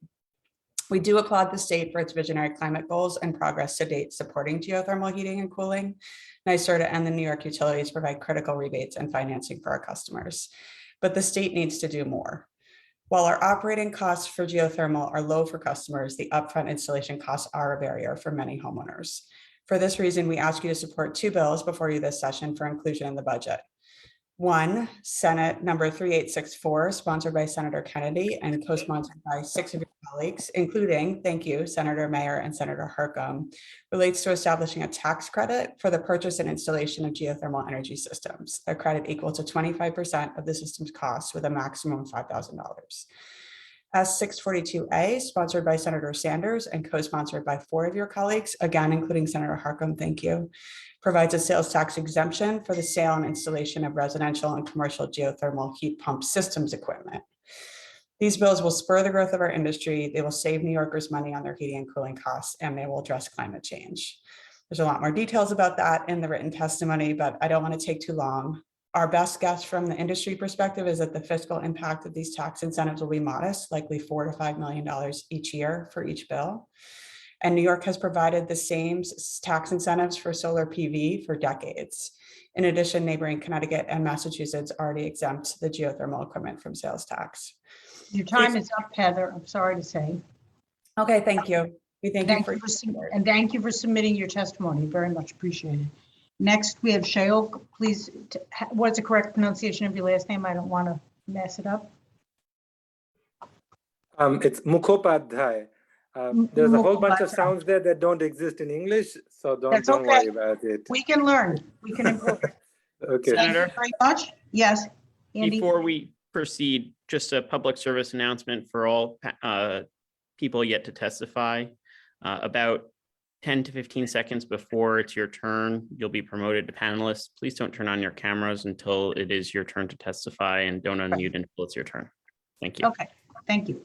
We're up to number 25. 26 is Barbara Mazer, 27 Jacqueline Baker, 28 Howard Horowitz, 29 Anshul Gupta, 30 Sabrina Santiago. Okay, your turn. Thank you for the opportunity. My name is Shayok Mukhopadhyay. I live in White Plains, and I volunteer for 350 NYC, a climate change mitigation volunteer group. New York is particularly vulnerable to climate change. We saw that last summer when Sawmill River and Sawmill Parkway became one, and people drowned in their basement apartments. New York is particularly responsible for climate change as well. It is the world's 11th largest economy and a major greenhouse gas emitter. It has enormous market power to shift consumption patterns. It has an ambitious decarbonization goal enshrined in the CLCPA. For the last 2 years, its Climate Action Council has been working on a scoping plan to reach this goal. The draft plan is now out for public comment. No matter how you read the plan, it is blunt. We need to invest $15 billion a year initially to meet our climate goal. However, one would get no inkling of this from the executive budget. It's as if the Climate Action Council and the climate emergency did not exist. New York has sent up around $50 billion out of its borders for fossil fuels every year, sometimes 10, 20, 50% more, depending on market prices. The good news is that New York can save this money and meet its climate goals through wise investments that create well-paying jobs in local, renewable energy production, improved buildings, and mass transit. The Climate Action Council has laid down the plan. Working class New Yorkers lack good jobs and affordable housing. We see this in our population decline. We need to spend $1 billion a year in all electric and electric-ready affordable housing. I was encouraged to see the governor's call for gas-free new construction starting in 2027. Sadly, this is too late. Each fossil fuel heated building that we build today will continue to send greenhouse gases into our air and dollars across our borders for at least 25 years. We need to start building new homes with heat pumps right now. What's more, according to NYSERDA, we need to properly insulate and electrify 250,000 existing buildings every year to meet our climate goals. This will create jobs and bring down housing costs. That's the way to fight inflation, retain population, and build a healthy economy. Thank you Thank for you the so much. opportunity. Thank you very You're much. welcome. Barbara Mazur, number 26, then Jacqueline Baker, Horowitz, Anshul Gupta, Sabrina Santiago, and Stephanie Marcasano. Okay, Barbara Mazur. Let's see, there's Barbara.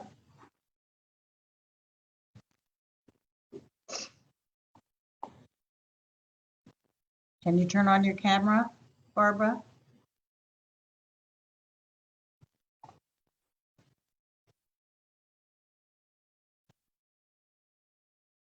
Or your sound? Not yet. Do we have Jacqueline Baker here? Andy?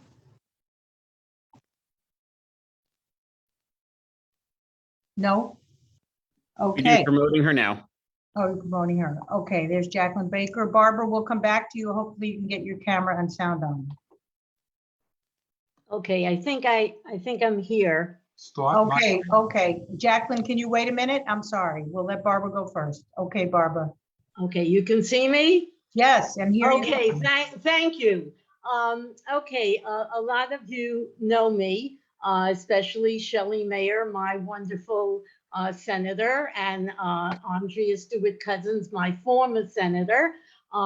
We are friends, and I really apologize for not meeting with our other members of the Westchester delegation, but pandemic came across. In previous 10 years, you have heard me decry cuts to the OPWDD system. I'm relieved that we no longer have to talk about cuts. But unfortunately, as a result of all those cuts, the system has been decimated. We can't talk about expansion. We can't even talk about maintaining. We have to talk about restoring. And this is nearly impossible because of all the cuts that have proceeded, along with the lack of any budget increases for direct care support people. We have a system that has catastrophic shortages. We have closed group homes. We have agencies that have asked people to take their kids home so that they could free up the limited workforce. No day programs are running at anywhere near capacity. We're lucky if they're 50% capacity. So we are urging you to go beyond the budget, the bonuses that are proposed, and really fully fund direct care workers. They need to have a living wage, and the bonuses are not going to do it. So do not allow them to divert funds for further studies, especially on managed care. We have been exploring that for 10 years. I was on a committee, Dr. Stratikos was on a committee, one of your constituents, Senator Harkin, was on a committee. Managed care doesn't work. And yet we see that the incoming commissioner has proposed using some FMAP money for further explorations. This is throwing good money after bad. All money should really be to really get a waging salary for direct care workers. We can't even, Barbara. okay. Your You time. have our position papers, residential care, and the one on managed care. Please read them.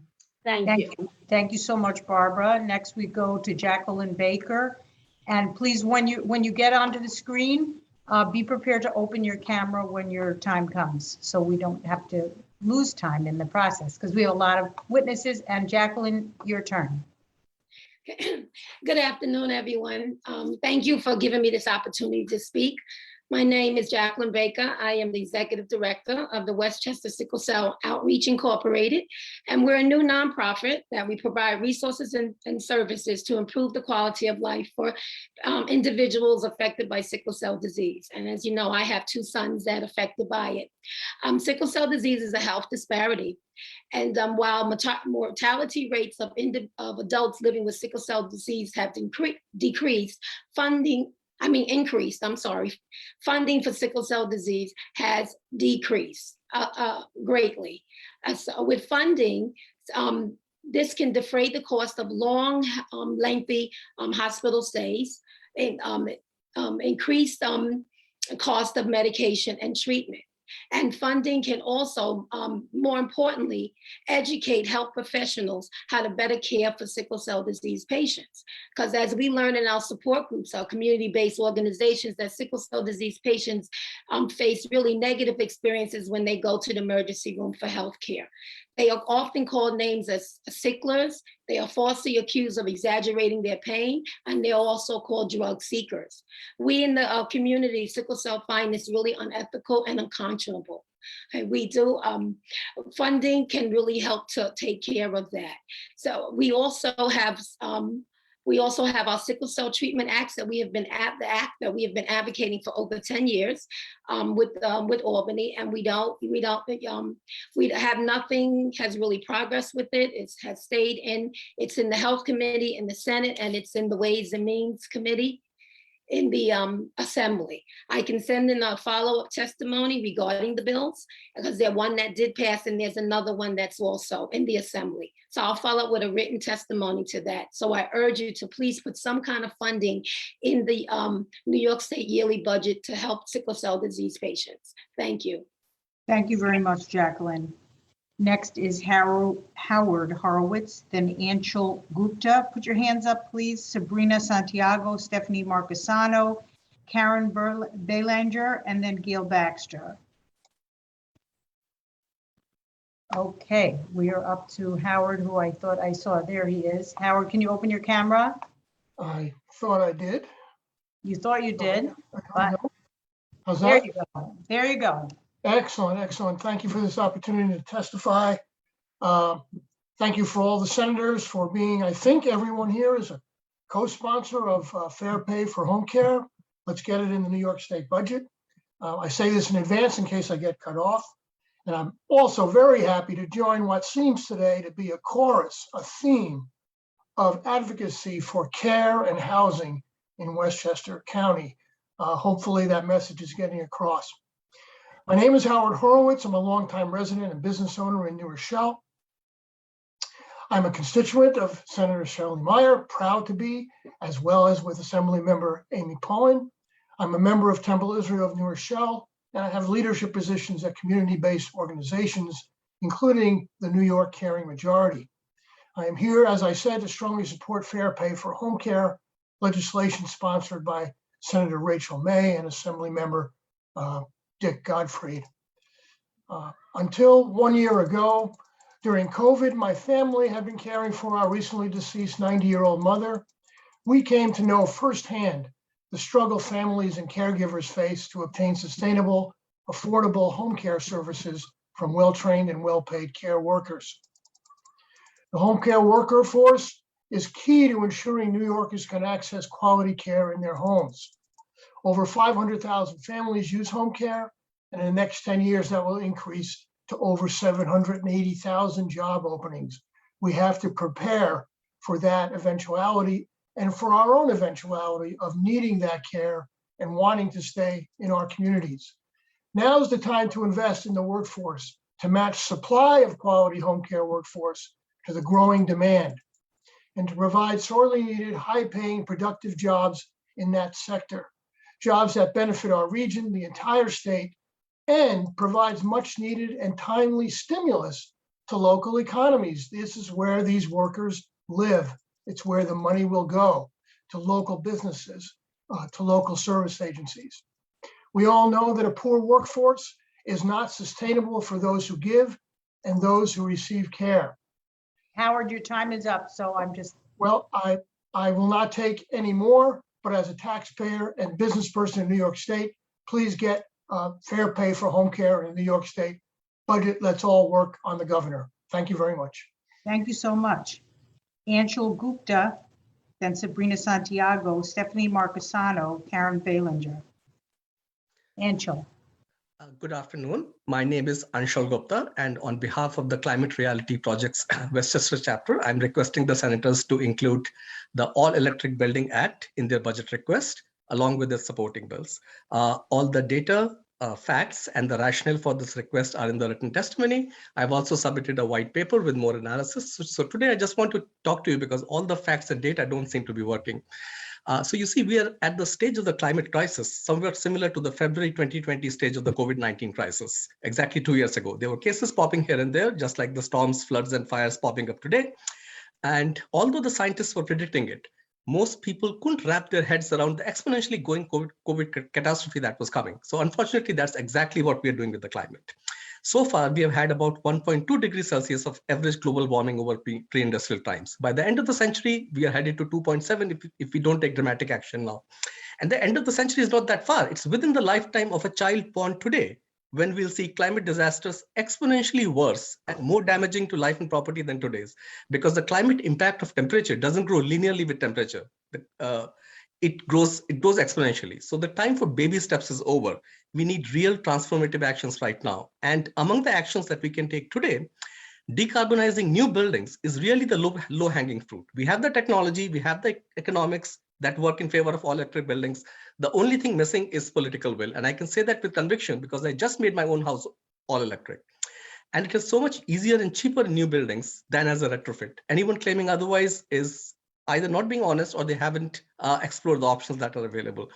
We have to ask, why would a single energy system and a single heat pump that does both heating and cooling be more costly than multiple systems? Well, the answer is that it's not. And buildings can last a century. So every new building with on-site fossil fuel use is a costly, avoidable mistake because it locks in a dirty fuel for generations. All will require expensive conversion in the future. So going back to the original point, what do we want to tell a kid born today whose life might get upended by a hurricane, say 3 times more powerful than Sandy 40 years from now? Do we tell them we didn't do enough because we didn't think it was cost effective? That doesn't make any sense, but all electric buildings are cost effective. So it does not make any sense to not go for them now. Thank you for the opportunity. Thank you, Senator Biaggi, for co-sponsoring, but we need to get in the budget. Thank you. Thank you so much. Next, we have Sabrina Santiago, then Stephanie Marcasano, Karen Berlinger, Gail Baxter, Jeff Schuman, Joan Arnold. If I called your name, raise your hand. Okay, Sabrina Santiago. Good afternoon, esteemed members of the panel. My name is Sabrina Santiago, and I am the parent and court-appointed guardian of one Christopher Daniel Irvine, a physically and mentally incapacitated person. I am also a member of the NYADD, a collective group of advocates with over 8,000 members. As we approach the 2-year mark of one of the worst human tragedies to impact our state, and there is a mutual consensus to move forward and ever upward, I believe it is fair to say that moving forward means not to repeat the transgressions of the past. And forgive my candor, the past was not so long ago. Christopher's story is only one of many. In February of 2020, he was hospitalized due to complications from a hip replacement surgery. For a week, as I stayed with him waiting to recover, the pandemic was ebbing its way into our state. Days after he returned home on March 7th, COVID had its grip on New York. And for 111 consecutive days, I watched every news conference hoping for direction. The predecessor of the current governor's seat made it their business to emphasize the number of days New York was enduring the pandemic. In the same fashion, I now emphasize the following: 360 days between in-person doctor's visits, 516 days of no access to day-hab, 654 days of no occupational therapy, and 655 days of no physical therapy. His regression during this time has been severe, physically above all else. It's not so simple for him to just pick up where he left off. A compilation of 46 news articles is kept within the disabled support community, each article more painful to read than the next. Certain words that stand out that can only be a fragment of what Christopher and individuals like him experience: forgotten, lives without, left behind. For over a year of being locked down, I had no choice but to sit and watch those 111 consecutive days of press conferences filled with no answers, no direction, and no call to action for those like Christopher. Now, as New York comes back, as it has done so many times before against impossible feats, the watch does not end because of the desire to return to normalcy. I hope that this budget truly addresses the needs of those with special needs. And this time around, Christopher and those like him and those that treat him are not left behind. Thank you. Thank you very much for that. Stephanie Marcasano. Hi, Number everybody. 31 on my list. Hi, Stephanie. Good afternoon. I'm Stephanie Marcasano, founder and president of the Harris Project. As most of you know, my 19-year-old son, Harris, had co-occurring disorders and died by accidental overdose in 2013. Thank you first to Leader Stuart Cousins for appointing me to the New York State Opioid Settlement Board and for the efforts of Senator Harkin and the bill co-sponsors who support the creation of a single Office of Mental Health and Addiction in Bill 5084C, which has moved out of committee. This aligns with the language of the New York State Opioid Settlement Law enacted in June, which refers to and provides for the needs to address co-occurring mental illness and substance use disorders. The question this raises from a budget perspective is this. As the Opioid Settlement Board begins to do its work, how will we create a framework to meet the needs of the vast majority of those with substance use disorder who have a co-occurring mental health disorder when there is currently no co-occurring capable system of care? And how will we ensure that integrated prevention and education around co-occurring disorders can happen if there is also currently no pathway to do so? From a budget and language perspective, I'm disappointed that the governor's executive budget does not mention co-occurring disorders, even when she identifies a desire for new and innovative practices in the OASIS section. There is never an integrated mention of overdose and suicide. They are each housed under separate headings, OASIS or OMH. What I'm asking for today is twofold. First, to include in your one house funding for systems consultants, infrastructure building, opportunities to support the implementation of evidence-based and innovative practices for treating co-occurring disorders, and an avenue to implement promising practices in co-occurring disorders awareness, prevention, and education, particularly in the health education curriculum.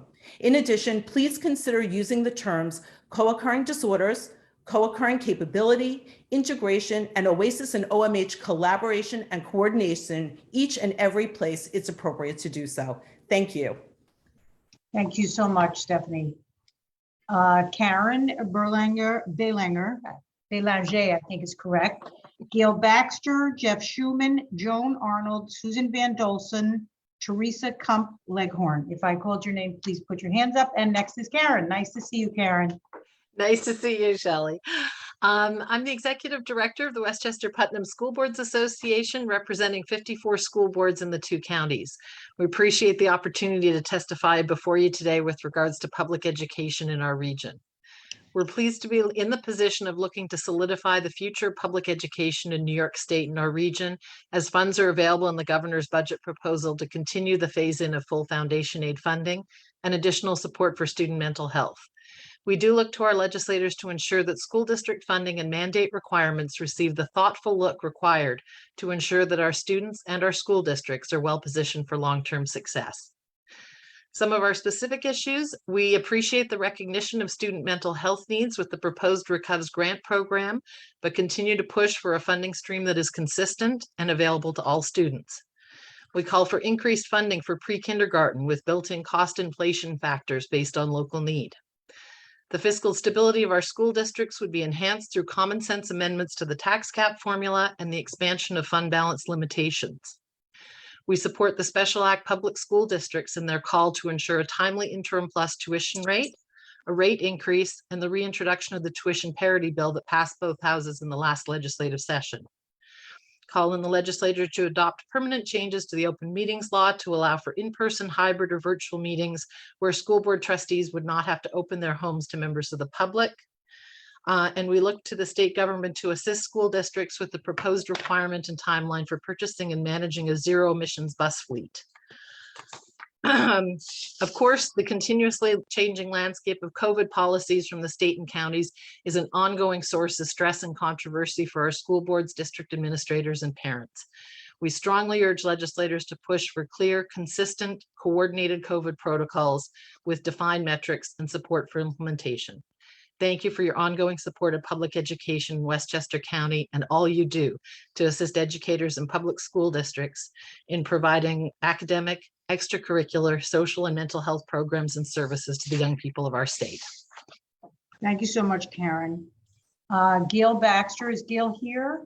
Gail was here but has left. Okay. We'll go and if she comes back, but Jeff Schuman, is Jeff Schuman here? We've asked him to promote to panelist. He's rejoining now. Okay. And then Joan Arnold, Susan Van Dolson, Teresa Kump Leghorn, Susie Ross, Paul Presendu. Okay, we're up to Jeff Schuman, correct? There you are. Hi, Jeff. You have to unmute. And maybe your camera. There you go. Okay, sorry about that. Thank you for the opportunity to speak today. I would just like to echo some of the things that Ed Berry had said earlier today. I believe that the budget needs to include funding to increase the staff at the Department of Environmental Conservation, and particularly for the Office of Renewable Energy Siting. And this funding amount should be over and above what Governor Hochul has in her budget. ORES needs more staff to expeditiously process new permits for wind and solar projects. By my count, looking at the ORES website, there are 11 projects in ORES review in which ORES has yet to take any action. The review and final decision on new permits seems to be taking far too long given the need to bring more renewable energy online. Also, the increase for staffing at DEC has been mentioned before, and that's to ensure adequate protection for our wetlands. Wetlands provide a worth that no other ecosystems can provide. And for this reason, DEC must have the ability to identify, protect, and regulate those ecosystems. And I thank Senator Harkin for his work on this issue. That's all I have to say. Thank you very much. Thank you so much, Jeff. Next, Joan Arnold. Is Joan here, Andy? I don't see her. Yes, Susan, I'm promoting her now. Oh, okay. And then Susan Van Dolson, Teresa Kump Leghorn, Susie Ross, Paul Presendu, Adriano Jones, Jan Fisher, Naomi Brickle, and W. Franklin Richardson. Mr. Richardson and Ms. Leghorn, if you are here, and Ms. Brickle, please identify yourselves in the chat. Okay. We are up to Joan Arnold. Is that correct? She declined her promotion. I'm going to try again. I'm going to promote Okay. Susan as well. And Susan Van Dolson then, and we'll come back. If you missed your chance, put a note in the chat, please. Susan Van Dolson is here. There she is. Hi, Susan. Hi. Okay, thanks so much for hosting this annual budget forum. I'm a grassroots organizer with Westchester for Change and with Decarcerate the Hudson Valley. It's a coalition. I've been working on elder parole and fair and timely parole to give people who have served many years behind bars a chance to be heard and seen by the parole board and to be considered for release. People are dying in New York prisons once every 3 days, and the COVID crisis has made this even worse. Unlocking Billions, a Columbia University report, shows that passage of these bills would save $522 million annually that can be invested in community-based mental health, drug treatment, education, and violence prevention programs. I also support the Clean Slate Bill, which enables community reintegration of individuals who have served their sentence while preserving access to conviction records in limited settings. Faith groups, community groups, businesses, including JP Morgan Chase, and unions support this bill because it enables people to gain access to jobs, housing, and education. The Westchester Board of Legislators just passed a resolution supporting Clean Slate by a vote of 15-2. The legislators recognize the financial benefits and the benefits to public safety.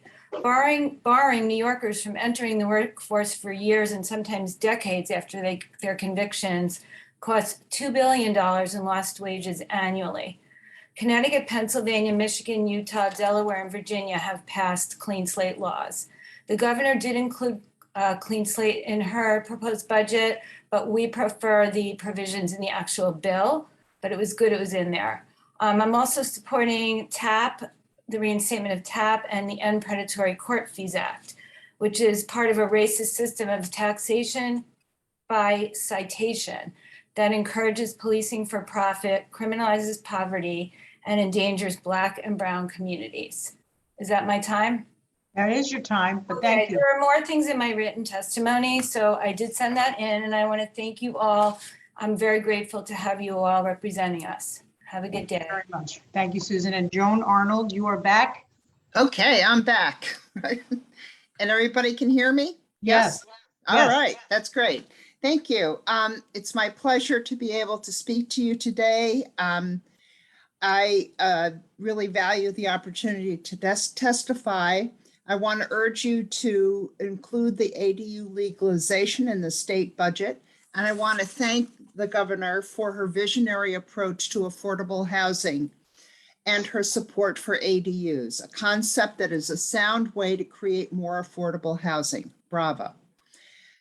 Legalizing backyard cottages, garage conversions, and other forms of ADUs is a simple solution to creating more housing throughout the state.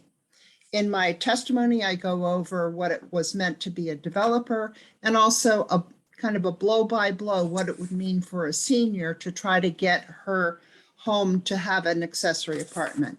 But more compelling today is the issue of home rule.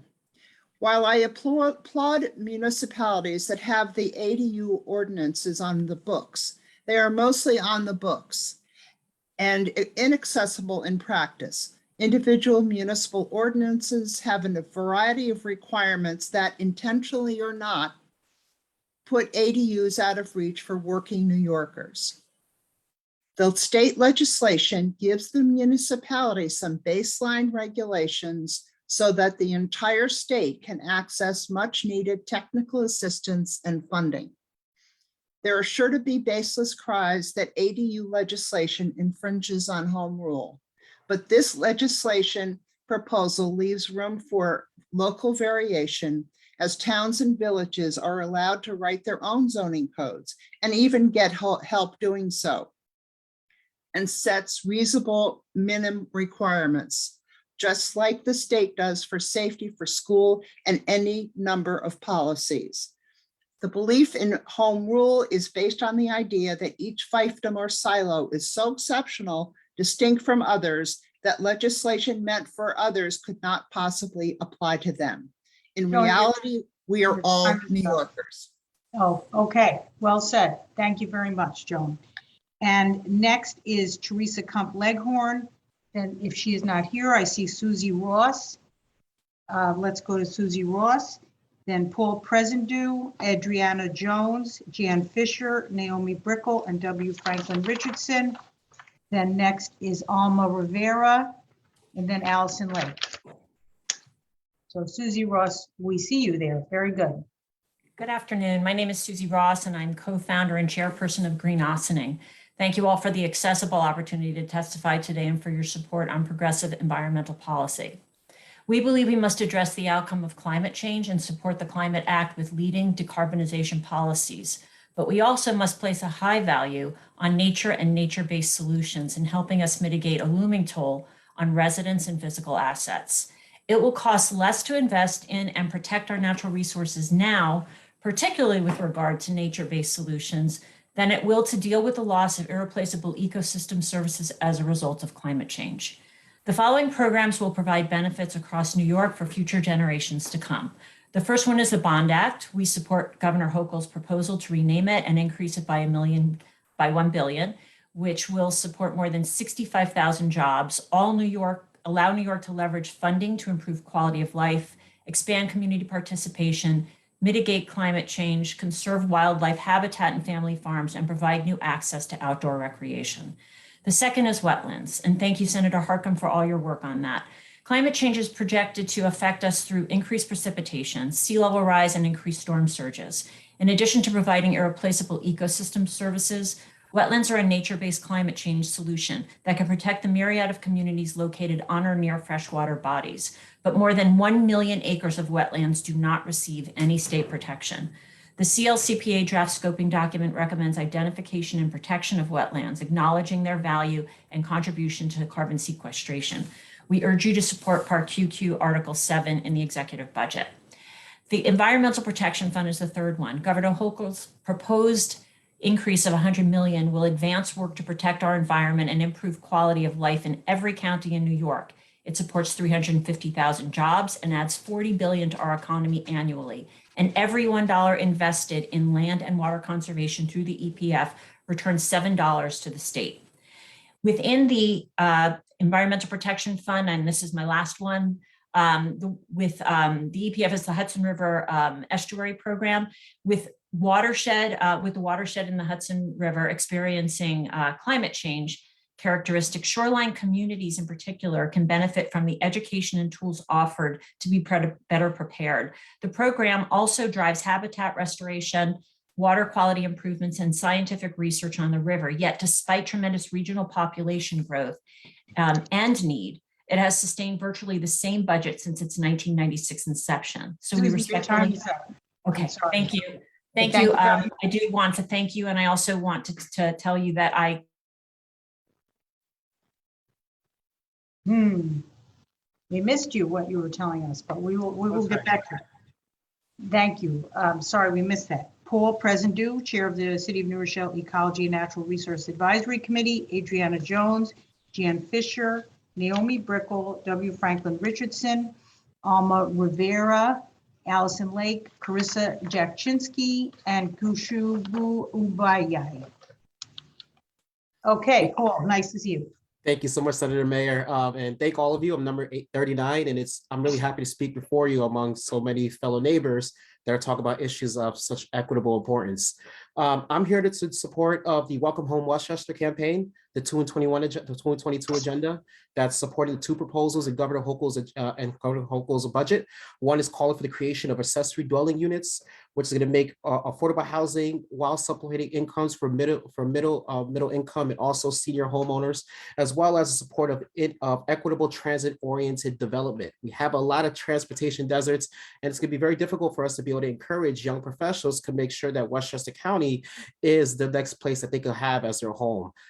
As I talk about addressing climate change, the work I'm doing locally in New Rochelle or through the United Nations Association or Federated Conservation of Westchester County, the biggest issue is affordability and making sure people have a residence where they're able to wake up with the mental space needed to be the stewards that they need to be out in the community. So this is why I'm here to support the Welcome Home Westchester initiative and the 2022 agenda for accessory dwelling units and the support of equitable transit-oriented development.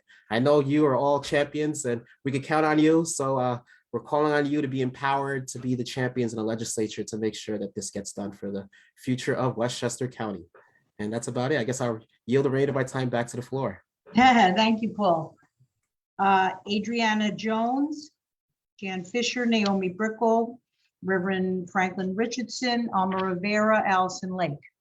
Just make sure you're ready to go. Okay. Adriana Jones. Hi, good afternoon. Good afternoon. I'm here to talk about the Unified Court System's budget request for $200 million designated for the family court. I ask that assurances be made to the legislator and the taxpayers before that figure is approved. The legislator must demand transparency.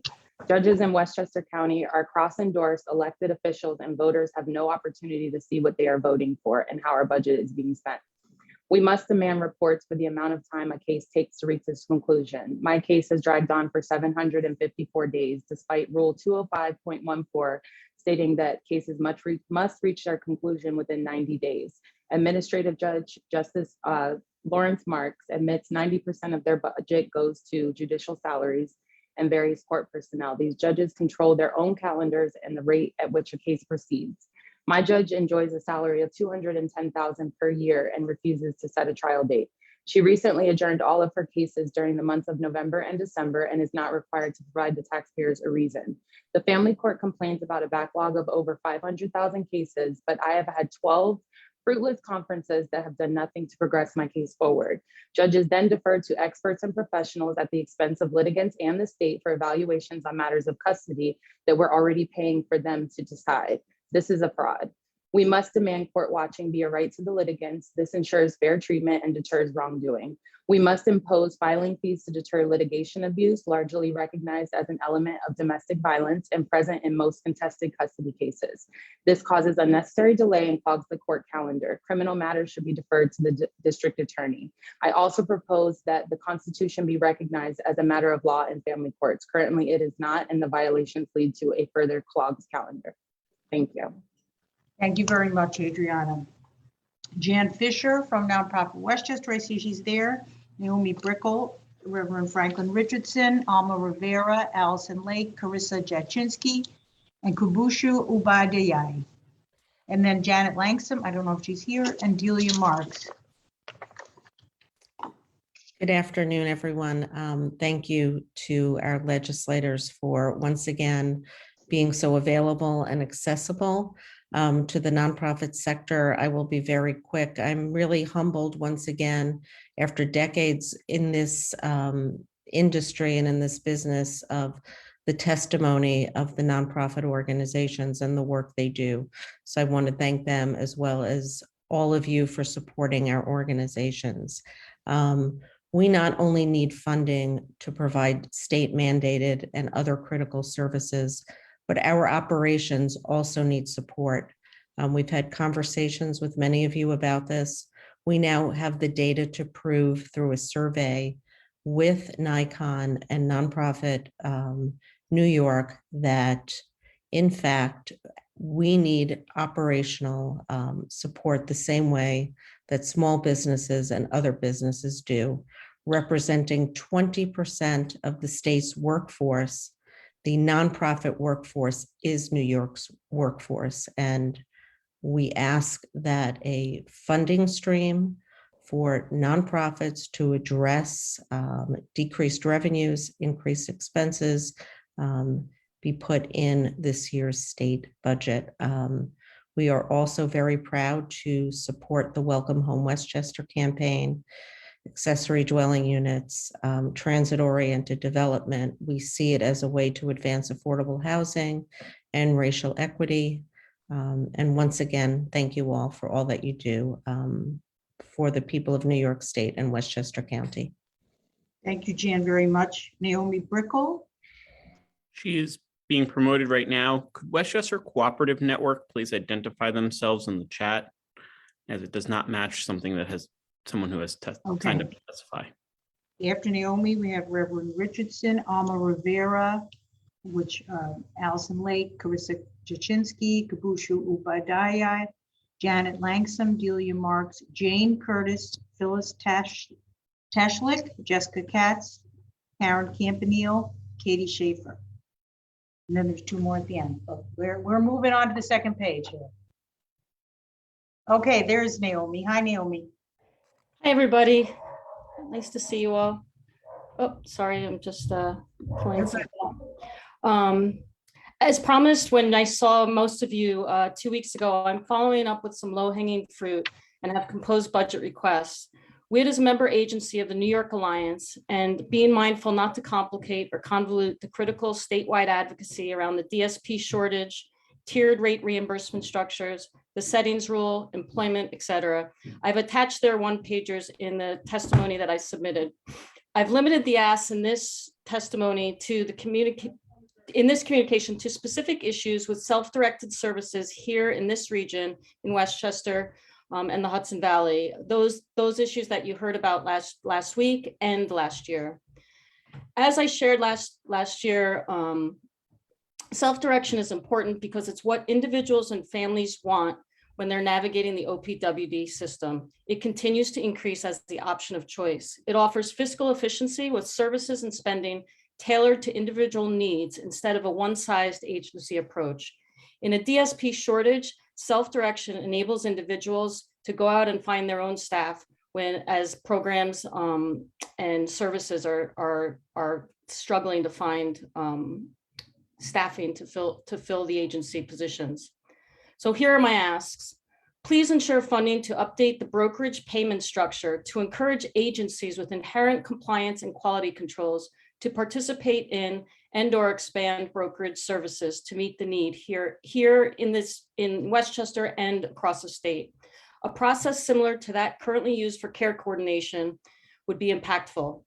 Please allocate resources to ensure prompt processing and approval of budgets and amendments, which often take 2 years in this DDRO region. Please allocate funding to offer more required broker training and/or to fund master brokers to provide this training so that we can have more brokers to meet the need. Please allocate resources to develop clear and consistent guidance to fiscal intermediaries so that individuals are not treated differently depending on who their FI is. Please allocate funding to develop a centralized system for DSP's background checks, fingerprinting, approval, and hiring so that eligibility for one fiscal intermediary applies to all. Please allocate funding to develop a statewide infrastructure for reporting and reimbursement for self-direction. Self-direction is a reimbursement model where families are required to lay out funds for many of the services and then submit for reimbursement. This disproportionately impacts individuals from families with limited resources. This issue needs to be addressed so that the system is not prohibitive for families without means. WID is the largest. Naomi, you're out of time. Sorry. to say. Okay, thank you. Thank you very much. I think Reverend Richardson is not here. I understand. Alma Rivera and Alma, one of our translators is going to interpret. Is that correct? No, you can say that. You can say it in English. I say in English. Oh, okay, fine. Okay, English, okay. Very good. Okay. Can you turn your camera on, maybe? Oh, we saw you before. Yes, sorry. yes. 1 minute. Okay. Alma, alto. Okay. There you go. Okay. Go for it, Alma. Good afternoon, senators. My name is Alma Rivera. I live in Bank Park Avenue, Yonkers. I come here to New York, to United States from Mexico 32 years ago. When I come to New York, I began working a babysitter. I did the job for 8 years, during which I learned to custom a language since I work take care of children. My friend suggested that I should think about taking care of adults. I like the idea, and I began working a home care worker. I have worked in home care for over 24 years. I'm worker owner in 1199 Union Delegate. I'm here to talk about fair care for home care. I have working with many different clients through the years. I have working with clients that suffer from diabetes, dementia, and those who are bedbound. I'm working with clients that's blind, and I helped organize his money so he knew which was the 20, the 10, and the $1 bill. He trusts me and to help him, and his trust me and feel good was there to help him. Accompanied to his doctor appointments, bathing, preparing his meals, and acting his care about advocated. For those bedbound clients, I feel their legs and help move from this bed to the chair so they can live their lives independent in their homes. I'm working in the same organization for 24 years. CHCA is the company that values the workers and always tries to do the right thing for them and feel close to my co-workers. The united respect, I love my job. I enjoy helping these people that need care, my care. My mother was sick, and because she lives in Mexico, I cannot care for her directly. But helping other sick people made me feel like a spiritual connection to my mother. Home care workers deserve more money than 15 is not enough. Every day, life's getting much more expensive. The prices are increasing everywhere, and it's getting more difficult to pay the rent, put food on the tables, and pay for transportation. My co-workers are working 2 or 3 jobs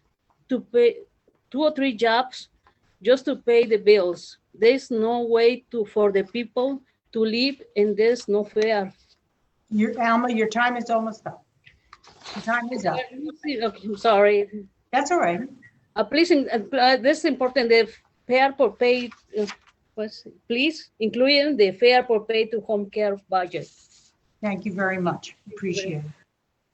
I see Allison Lake and then Carissa Jachinsky, Kabushu Ubadai, Janet Langsam is not here, Delia Marks, Jane Curtis, Phyllis Tashlik, Jessica Katz, Karen Campanile, Katie Schaefer, Dave Steck, and Jonathan Nararu.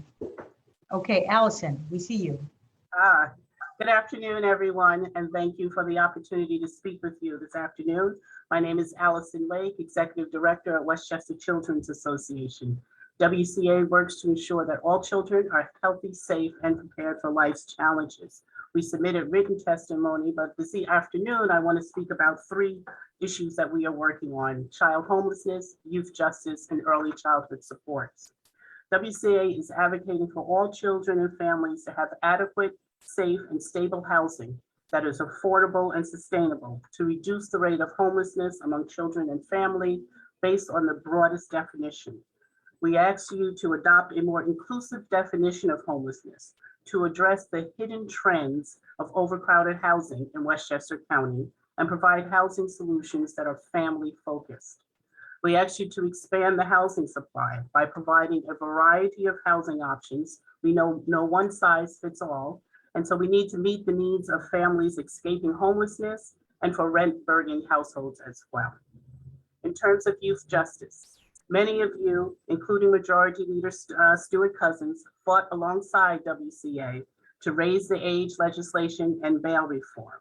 And I hope you continue to protect these gains by ensuring that children and youth are dealt with in age-appropriate ways and maintain the focus on community safety over increasing unnecessary incarceration. We ask you to fully fund Raise the Age and increase funding to community-based organizations with strong ties to youth empowerment. We ask you to expand protections for young people aged 25 and younger who face the threat of permanent criminal convictions and adult prison sentences by passing the Youth Justice and Opportunities Acts. I hope you will show strong and unwavering support for the landmark Raise the Age legislation and resist any rollbacks to the law. Also part of our youth justice fight is the eradication of the school to prison pipeline, and we hope you pass the Solutions Not Suspensions Act to help curb the serious racial inequities that exist in school discipline across New York State.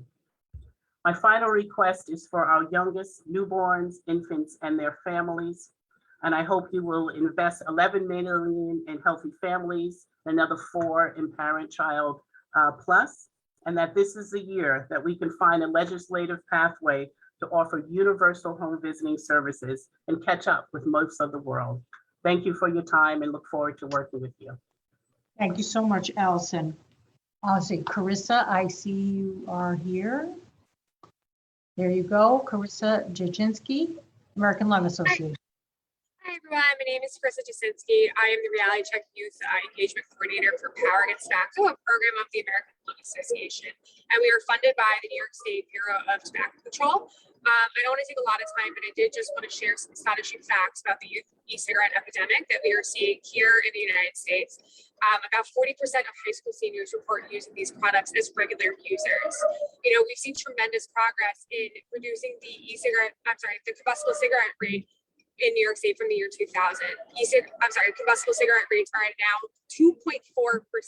We are almost so close to ending this epidemic. However, youth are using these e-cigarette products at epidemic proportions at 25.6% of high school students. We are seeing so many different issues around this. We're seeing youth who never have been addicted to these products using them for the first time. We know that the adverse effects that nicotine has on our brains. You know, we've seen tremendous strides happen in New York State. We were one of the first states to eliminate e-cigarette flavors. However, these products are still available. You know, we are still finding, the industry is finding loopholes. They're finding ways to use disposable products. We are still seeing menthol in our communities. And we know that these youth are being targeted at disproportionate rates, and that menthol is not an equal opportunity killer. We know that they are targeting certain portions of our community, like Ossining and Yonkers. We know that the city of Yonkers has 237 tobacco retailers versus nearby Scarsdale that has 17. We know that they are doing this strategically. So I'm really just here today to just share the knowledge of the work that we are doing in our community to make New York a happy, healthy, and a great place to live and work. Thank you very much, Carissa. Khushbu, here he is. Oh, she is. I apologize. Khushbu. Good afternoon, Senators. Thank you for hosting this forum, and thank you for the opportunity to talk to all of you about our work that we do on tobacco control. My name is Khushbu Upadhyay, and I'm the Health Promotion Specialist with the Center for Tobacco-Free Hudson Valley, which is a grant program of American Lung Association and funded by the New York State Department of Health Bureau of Tobacco Control. The Center for Tobacco-Free Hudson Valley supports community health centers, behavioral and mental health facilities, and federally qualified health agencies. We engage and assist with these healthcare organizations in integrating evidence-based tobacco dependence treatment into their routine care policies, and also help in building provider capacity to assist their patients with education, counseling, and FDA-approved cessation medication. At this point, I would like to highlight a few smoking-related statistics for New York State. The current New York State adult smoking rate is 12%. Percentage of adults in New York who smoke and make less than $15,000 a year is 20.7%. Percentage of adults in New York who smoke and have less than a high school diploma is 19%. And percentage of adults who smoke and have mental health issues is 27.7%. So clearly from the statistics, the three populations which we are trying to address is the low income, low education, and poor mental health. We are collaborating with these health organizations so they have the resources that they can offer to this population. For Westchester County, the adult smoking rate is 7%, which is a great news because there's a decline from 11.7% back in 2016. E-cigarettes again remains to be our concern, although the consumption of e-cigarette has reduced from 27.5% in 2018 to 22.5% in 2020. However, as my colleague Carissa mentioned, e-cigarette is still our concern because that is the most commonly used tobacco products among our youth. We have been closely working with Family Health Center at White Plains Hospital, Open Door Family Health Centers, and still collaborating with other organizations. Tobacco control has clearly made great strides in bringing the smoking rates down. However, we still have much work to be done in bringing the adult smoking rates down, as well as protecting our youth from getting exposed to tobacco. Thank you so much for all the support that you have given to our program. And thanks once again for hosting this forum. Thank you very much, Khushbu. Delia Marks, is Delia here? Yes, she is. And then Jane Curtis, Phyllis Tashlik, Jessica Katz, Karen Campanile, Katie Schaefer, Dave Steck, Jonathan Naru.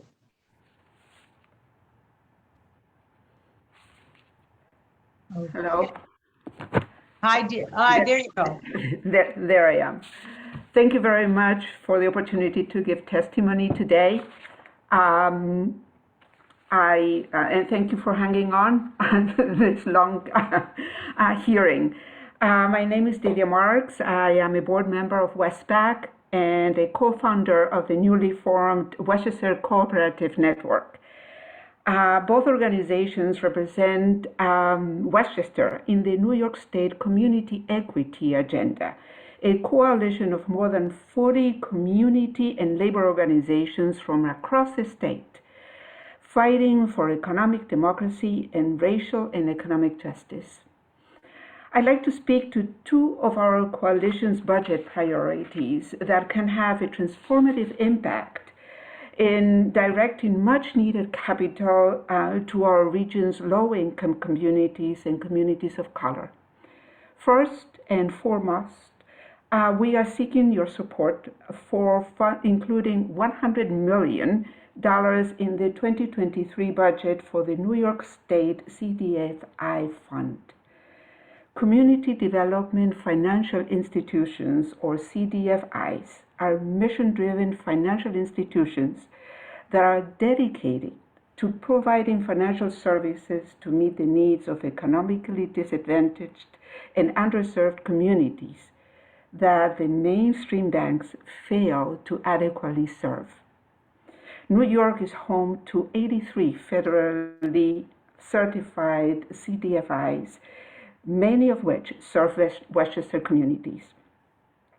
According to the U.S. Treasury CDFI fund, each $1 in the fund has an impact of $12 in the community. So this $100 million allocation will enable New York CDFIs to leverage more than $1.2 billion in new community development lending, increase banking access for thousands of New Yorkers, and attract millions more in federal funding. Delia, I hate to say your time is up. Oops, I didn't talk about the second. I know. Okay, but I did send it in writing, so thank you very much for this opportunity. Yes, and we appreciate it. I'm sorry to cut you off, but that is my job. Jane Curtis, Cooperative and Condominium Advisory Council of BRI. Jane, you're on, and then Phyllis Tashley. Thank you. I'm Jane Curtis, Chair of the Co-op and Condo Advisory Council of the BRI and a resident of Mount Vernon. I speak today in support of the pilot program to create affordable homeownership projects that prioritize resident control and permanent affordability. The recent trend in affordable housing has been large multifamily rental buildings. These are an essential part of the solution to our affordable housing shortage, but they have been pursued to the exclusion of other possibilities. Affordable home ownership options have been overlooked and have become critically scarce. Homeownership is an American aspiration and is the primary asset of most families. Rapidly rising prices have put this goal out of reach for many. The low rate of homeownership in communities of color is a primary reason that families are unable to build generational wealth and is a major outcome of housing inequity. The proposed pilot program is one step toward addressing this disparity. Market rate co-ops are a nonprofit form of affordable homeownership that controls operating costs, promotes equality and cohesion among neighbors who exercise shared control over their housing. The limited equity co-op is an ideal gateway for those who cannot meet the financial threshold for market rate co-ops. Limited equity co-ops such as Mitchell Lamas have a long track record of success, giving housing equity and stability to many New Yorkers. Yet only a few are located in Westchester. This pilot program is an opportunity to bring more affordability to Westchester County. There are many flexible, innovative ideas fueling the interest in community-controlled housing, with various combinations of construction firms, nonprofits, community land trusts, and financing sources. The pilot program will explore and evaluate various models. I strongly urge you to support this small but important piece of a larger puzzle. And thank you very much for the opportunity to speak today. Thank you very much, Jane. Phyllis Tashlick, Jessica Katz, Karen Campanile, Garrett Smith, I understand, is replacing Katie Schaefer, Dave Steck, and Jonathan Noah.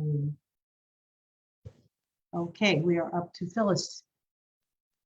There she is. Hi, Phyllis. Hi, sorry about that. And thank you for this opportunity. I am with the New York Performance Standards Consortium. When Governor Hochul announced her budget, the second item was strengthening New York's teacher workforce. We could not agree more, and we're encouraged by her specific proposal, the 2-year state teacher residency program for graduate level teacher candidates. For years, this has been a goal for us, the Performance Standards Consortium, which includes public high schools in New York City, Rochester, and Ithaca. The urgent need to prepare more college graduates for the teaching workforce should be part of the Economic Development Fund, but we particularly celebrate this proposal for its focus on the residency concept of teacher preparation. As educators supporting performance assessment schools, we know firsthand the importance of having novices learn in the classroom from mentors who have the experience of collaborating on curriculum, listening to and responding to students' needs and interests, and nurturing ownership and student voice. These are skills and attitudes best learned by apprenticing to experienced teachers. As the state moves to new options for high school graduation, and with intense interest in performance assessment, new teachers need to learn how to do that from those who have been practicing it for years. Dedicated educators have long advocated for apprenticeship programs, not unlike those in the health and mental health professions. The consortium had a successful program through the Board of Regents, known as the National College Credit Recommendation Service.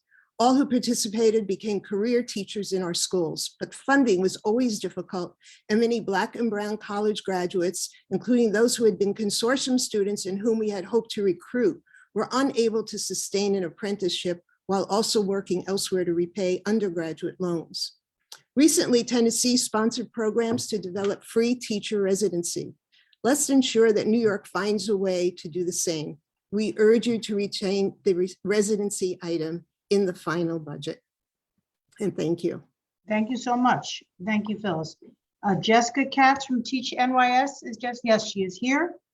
Karen Campanile, Garrett Smith, Dave Steck from Yo-Fi Fest, Yonkers Film Festival, and John Barrow. Okay, Jessica. Good afternoon, and thank you for hosting this forum. My name is Jessica Katz, and I live in District 37 and send my children to Westchester Day School, also in District 37, a non-public Jewish day school. I'm here representing the approximately 420,000 non-public school students across the state. That is 14% of the K through 12 population in New York State. What I'm asking you to consider in this budget cycle is what can we do to make sure all our students, be they in public school or non-public school, succeed and have the skills they need to enter the job market, a job market that will have jobs that have yet to be created. New York leads the way by funding the first in the nation program, which reimburses non-public schools for the salaries of qualified grades 3 through 12 STEM teachers. The legislature and the governor have made it clear that they agree that a proper STEM education is worth funding now and in the long run. I'm grateful for Governor Hochul's proposed allocation of $55 million for the STEM reimbursement program, but unfortunately that does not fully fund the program, and a fully funded program will catapult our non-public schools and their students into the future of tomorrow. To fully fund the program and reimburse all qualified teachers that apply, the program would need to be funded at $100 million. What does this program mean to me personally? Since Westchester Day School received its first 2 years of funding, my 3 children are so excited about the science offerings at the school, including robotics, a firsthand study of the Long Island Sound using the marine life the class gathered while seining, and other advanced subjects. The dollars my school is receiving from the state allows them to have so much more flexibility and diversity of STEM offerings at a high quality level. It's so great to see our school putting these crucial government dollars to great use. The mindset of preparing our children, all our children in the state of New York, to be ready to deliver at fast-paced, high-caliber STEM jobs is what we must focus on now to ensure a boosting economy in the future. There's no question that the non-public school system remains and will continue to remain an integral part of the overall state educational infrastructure. I want to ensure that you think of the 14% of the K through 12 population I'm speaking on behalf of, and that a fully funded STEM program at $100 million is considered on their behalf. Thank you very much. Thank you so much, Jessica. Okay, Karen Campanile, we're starting over, Andy, time-wise. Oh, is Karen here?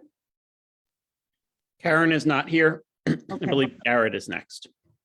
Yeah, next Garrett Smith, then Dave Steck, Jonathan Waru.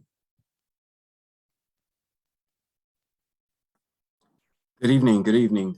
So my name is Garrett Smith, and I'm here representing the Clean Slate New York Coalition, and I am here to testify in support of including the Clean Slate Act in the Senate and Assembly One House budgets. I know Westchester Board of Legislators recently passed Clean Slate in Westchester County, passed that resolution. So I just want to offer more support for that and just really hone in on the importance of Clean Slate and that it gets passed as an inclusive, strong bill for New Yorkers. So with that, I just want to share a bit. I want to share one thing from one of our coalition members, a community member and a community leader for the Center for Community Alternatives that wasn't able to be here today. Her name is Sabrina Santiago.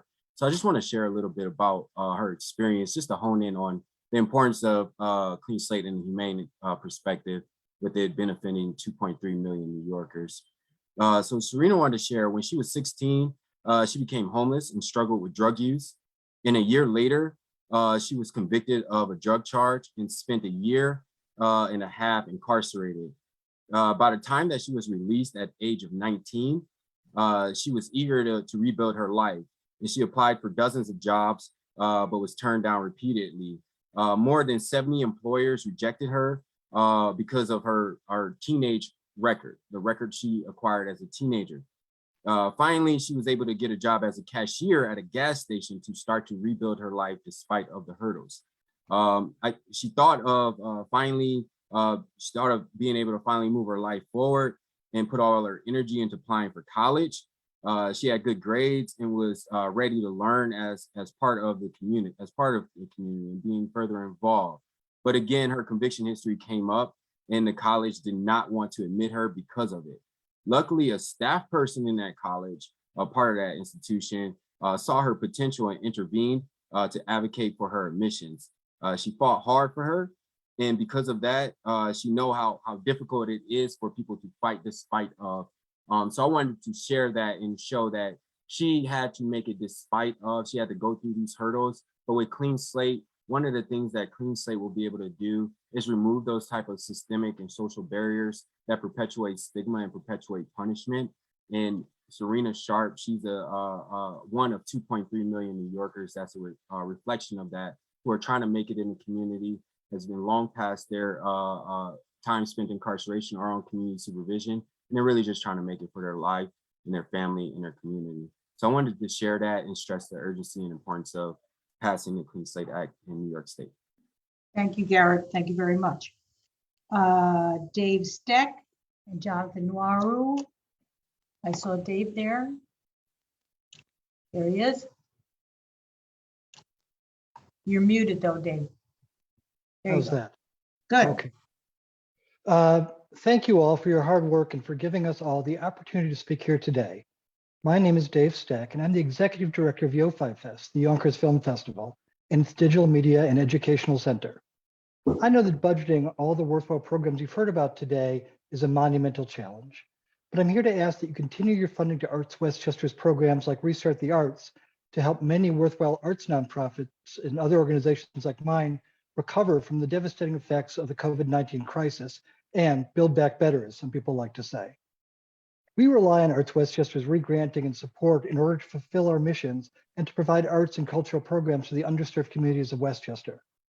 I used to say it starts with the arts, but recently I've optimistically changed it to it restarts with the arts. It also reopens with the arts, revitalizes with the arts, and reemploys with the arts. The arts are an economic engine that transform communities and change lives. From a lost year of our students' education to the mental health of our seniors, the need for what the arts provide has never been greater.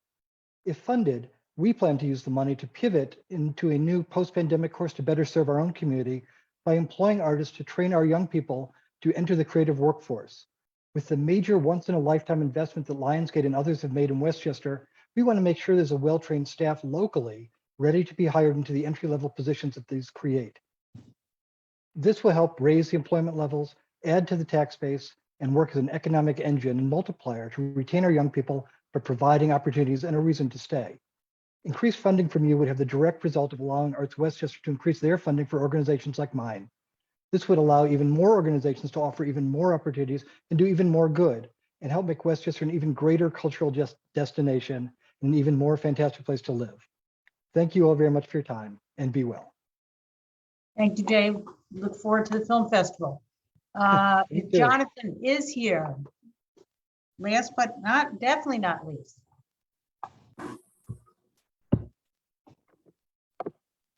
There you are. Hello, everyone. Senators Harkin, Bailey, Mayor and Senator Stewart Cousins. I am a proud resident of SD 37 and a frequent resident to districts 35 and 40. And yes, our neighbor in Senator Bailey's district in Mount Vernon. I'm here to speak to you today about housing in terms of the 2 and 22 Westchester campaign. What I've noticed is that recently CNN reported that the cost of rent is out of reach for everyone, everywhere, especially those who who live off of minimum wage. We know this to be true here in New York, especially in Westchester, which is one of the most expensive housing markets in the country. Jokingly, the other day, we were doing some housework here, and I told my younger brother, please remind me never to own a house. And he said it shouldn't be too hard the way things are trending nowadays. Given those facts, it is clear that we have to redouble our efforts to accessible and affordable housing to everyone here in Westchester. Two ways I believe we can meet that goal is to incentivize local municipalities to expand the building of accessory dwelling. The second thing that can also be done is to invest furthermore in transit-oriented development, which would provide relief to our downtowns in terms of parking, given that there will be housing and less reliability to use less usability of cars due to it being so close to mass transit. Finally, as we recover from the crisis that is COVID and the multiple crises that COVID spurned, right to counsel for housing court, because too often when people are being evicted, they don't know their specific legal rights and do not know what legal rights they have in order to stay in their home while figuring out what is going on. And that is all I have to say for today. Thank you for having me. Thank you, Jonathan. Thank you so much. I think we are at the end. Madam Leader, you want to say any few words before or any of my colleagues? No, I just, again, I do want to, thank you and your staff for hosting our annual forum. It is always an informative exercise for us. We are moving. I love the fact that people have, put their issues on the table, and they're so in line with the things that we're working on, whether it's on education or housing, the environment, home care, just the things that we know make a difference in people's lives, the things that we have continued to put our attention and our emphasis on, the arts and all of the infrastructure that we know that together we could make a much better New York State and Westchester County. Again, criminal justice reform, we could go on and on. I am happy, as I say, that we have a governor who is collaborative. And I'm also happy that in many ways, the things that she put in her budget are things that we're all talking about, and that we're not, moving in different directions, that we're all kind of rowing in the same way. That being said, the way the budget goes, we are still having hearings from agencies. We're still obviously collecting testimony, and I know Senator Mayer will talk about the next, or my other colleagues will talk about the next. But it's not over. If something else comes that you want to talk about, we are still available to hear and to try to respond. And like I said, our statutory deadline for our budget is April 1st. A lot will happen between now and then, and very much of it depends on you continuing to be part of the process. So again, thank you for your participation. I'll hand it back to you, Senator. Thank you very much. Senator Bailey, you didn't get to say anything. Would you like to get your chance? Sure. So again, apologies for my early lateness. Thank you, Shelley, for hosting it. Madam Leader, Senator Harkin, Senator Biaggi, and Senator Reichel and Melnick. I just want to underscore what the leader was saying in that, this is a huge fiscal undertaking that we have, and we take the responsibility very serious, but we take our representation of you just as seriously, and your input and the statements that you've made during the testimonies today, it certainly does matter, and it certainly does inform our thinking about how we go about this budget dance. We are lucky in Westchester that we do have the leader in our county, and that does mean something. That does mean that voice that she has is going to be heard, and that's a great thing. But we need you to continue to help us push, and to help us push alongside for the things that you need. And so again, I'm elated to be in 2 delegations, not just because I get to eat at the governor's mansion for 2 separate dinners. But because I have the amazing opportunity to represent 2 incredible counties with incredible colleagues, and I'm grateful for this opportunity. Thank you guys so much. Thank you, Senator Bailey. Senator Harkin. I spoke before, so I just want to thank you, Senator Mayer, and your team for the great work, and you, Madam Leader, for hosting this annually, and to everybody who testified. I know sometimes it's a slog to sit there and wait 2.5 hours to get your turn, and I appreciate your tenacity because your voice does matter. And as we said at the beginning, this is your budget. Take ownership of it, and we appreciate that. Thank you so much. Thank you. Senator Biaggi, if you are here and want to speak, I do want to point out a few things. We are having another budget forum for Westchester, Tuesday, February 15th, next week from 6 to 8 p.m. If you didn't get a chance, or you're watching on Facebook and you didn't get a chance to speak and you have something you want to say, you know, I think it's very clear today, no one should be intimidated by giving their views. We are open to all views of all persuasions, and we look forward to hearing from you. So please feel free to sign up. It's very important, as my colleagues have said, that we actually hear your voices firsthand. And there were a number of things I would say raised today that I had not heard previously, and that is always very valuable, as well as others that we've heard repeatedly. But it's the multiple voices that matter. So I encourage you to sign up. I know Senator Biaggi, Senator Reichel, and Melnick have been here as much of the time as they could, and I want to thank all my colleagues for that. I want to thank the staff that worked on this: Andy Booter, timekeeper, Emily Lavin, Cliff Weathers, Lindsay Houlihan, and Rachel Estrup, my chief of staff, and the staff of the majority leader as well, for coordinating this. Very informative. If you wish to send in something for us to read and not speak, feel free to let us do that as well. And email, oh yes, thank you so much, Marion Joyce of my staff, who's been here and taking notes. Thank you very much, Rachel, for reminding me. And to all of you, thank you for participating. Impressive that 30 people stayed on to listen to their colleagues, and as well as on Facebook. So we look forward to hearing from you at the next hearing.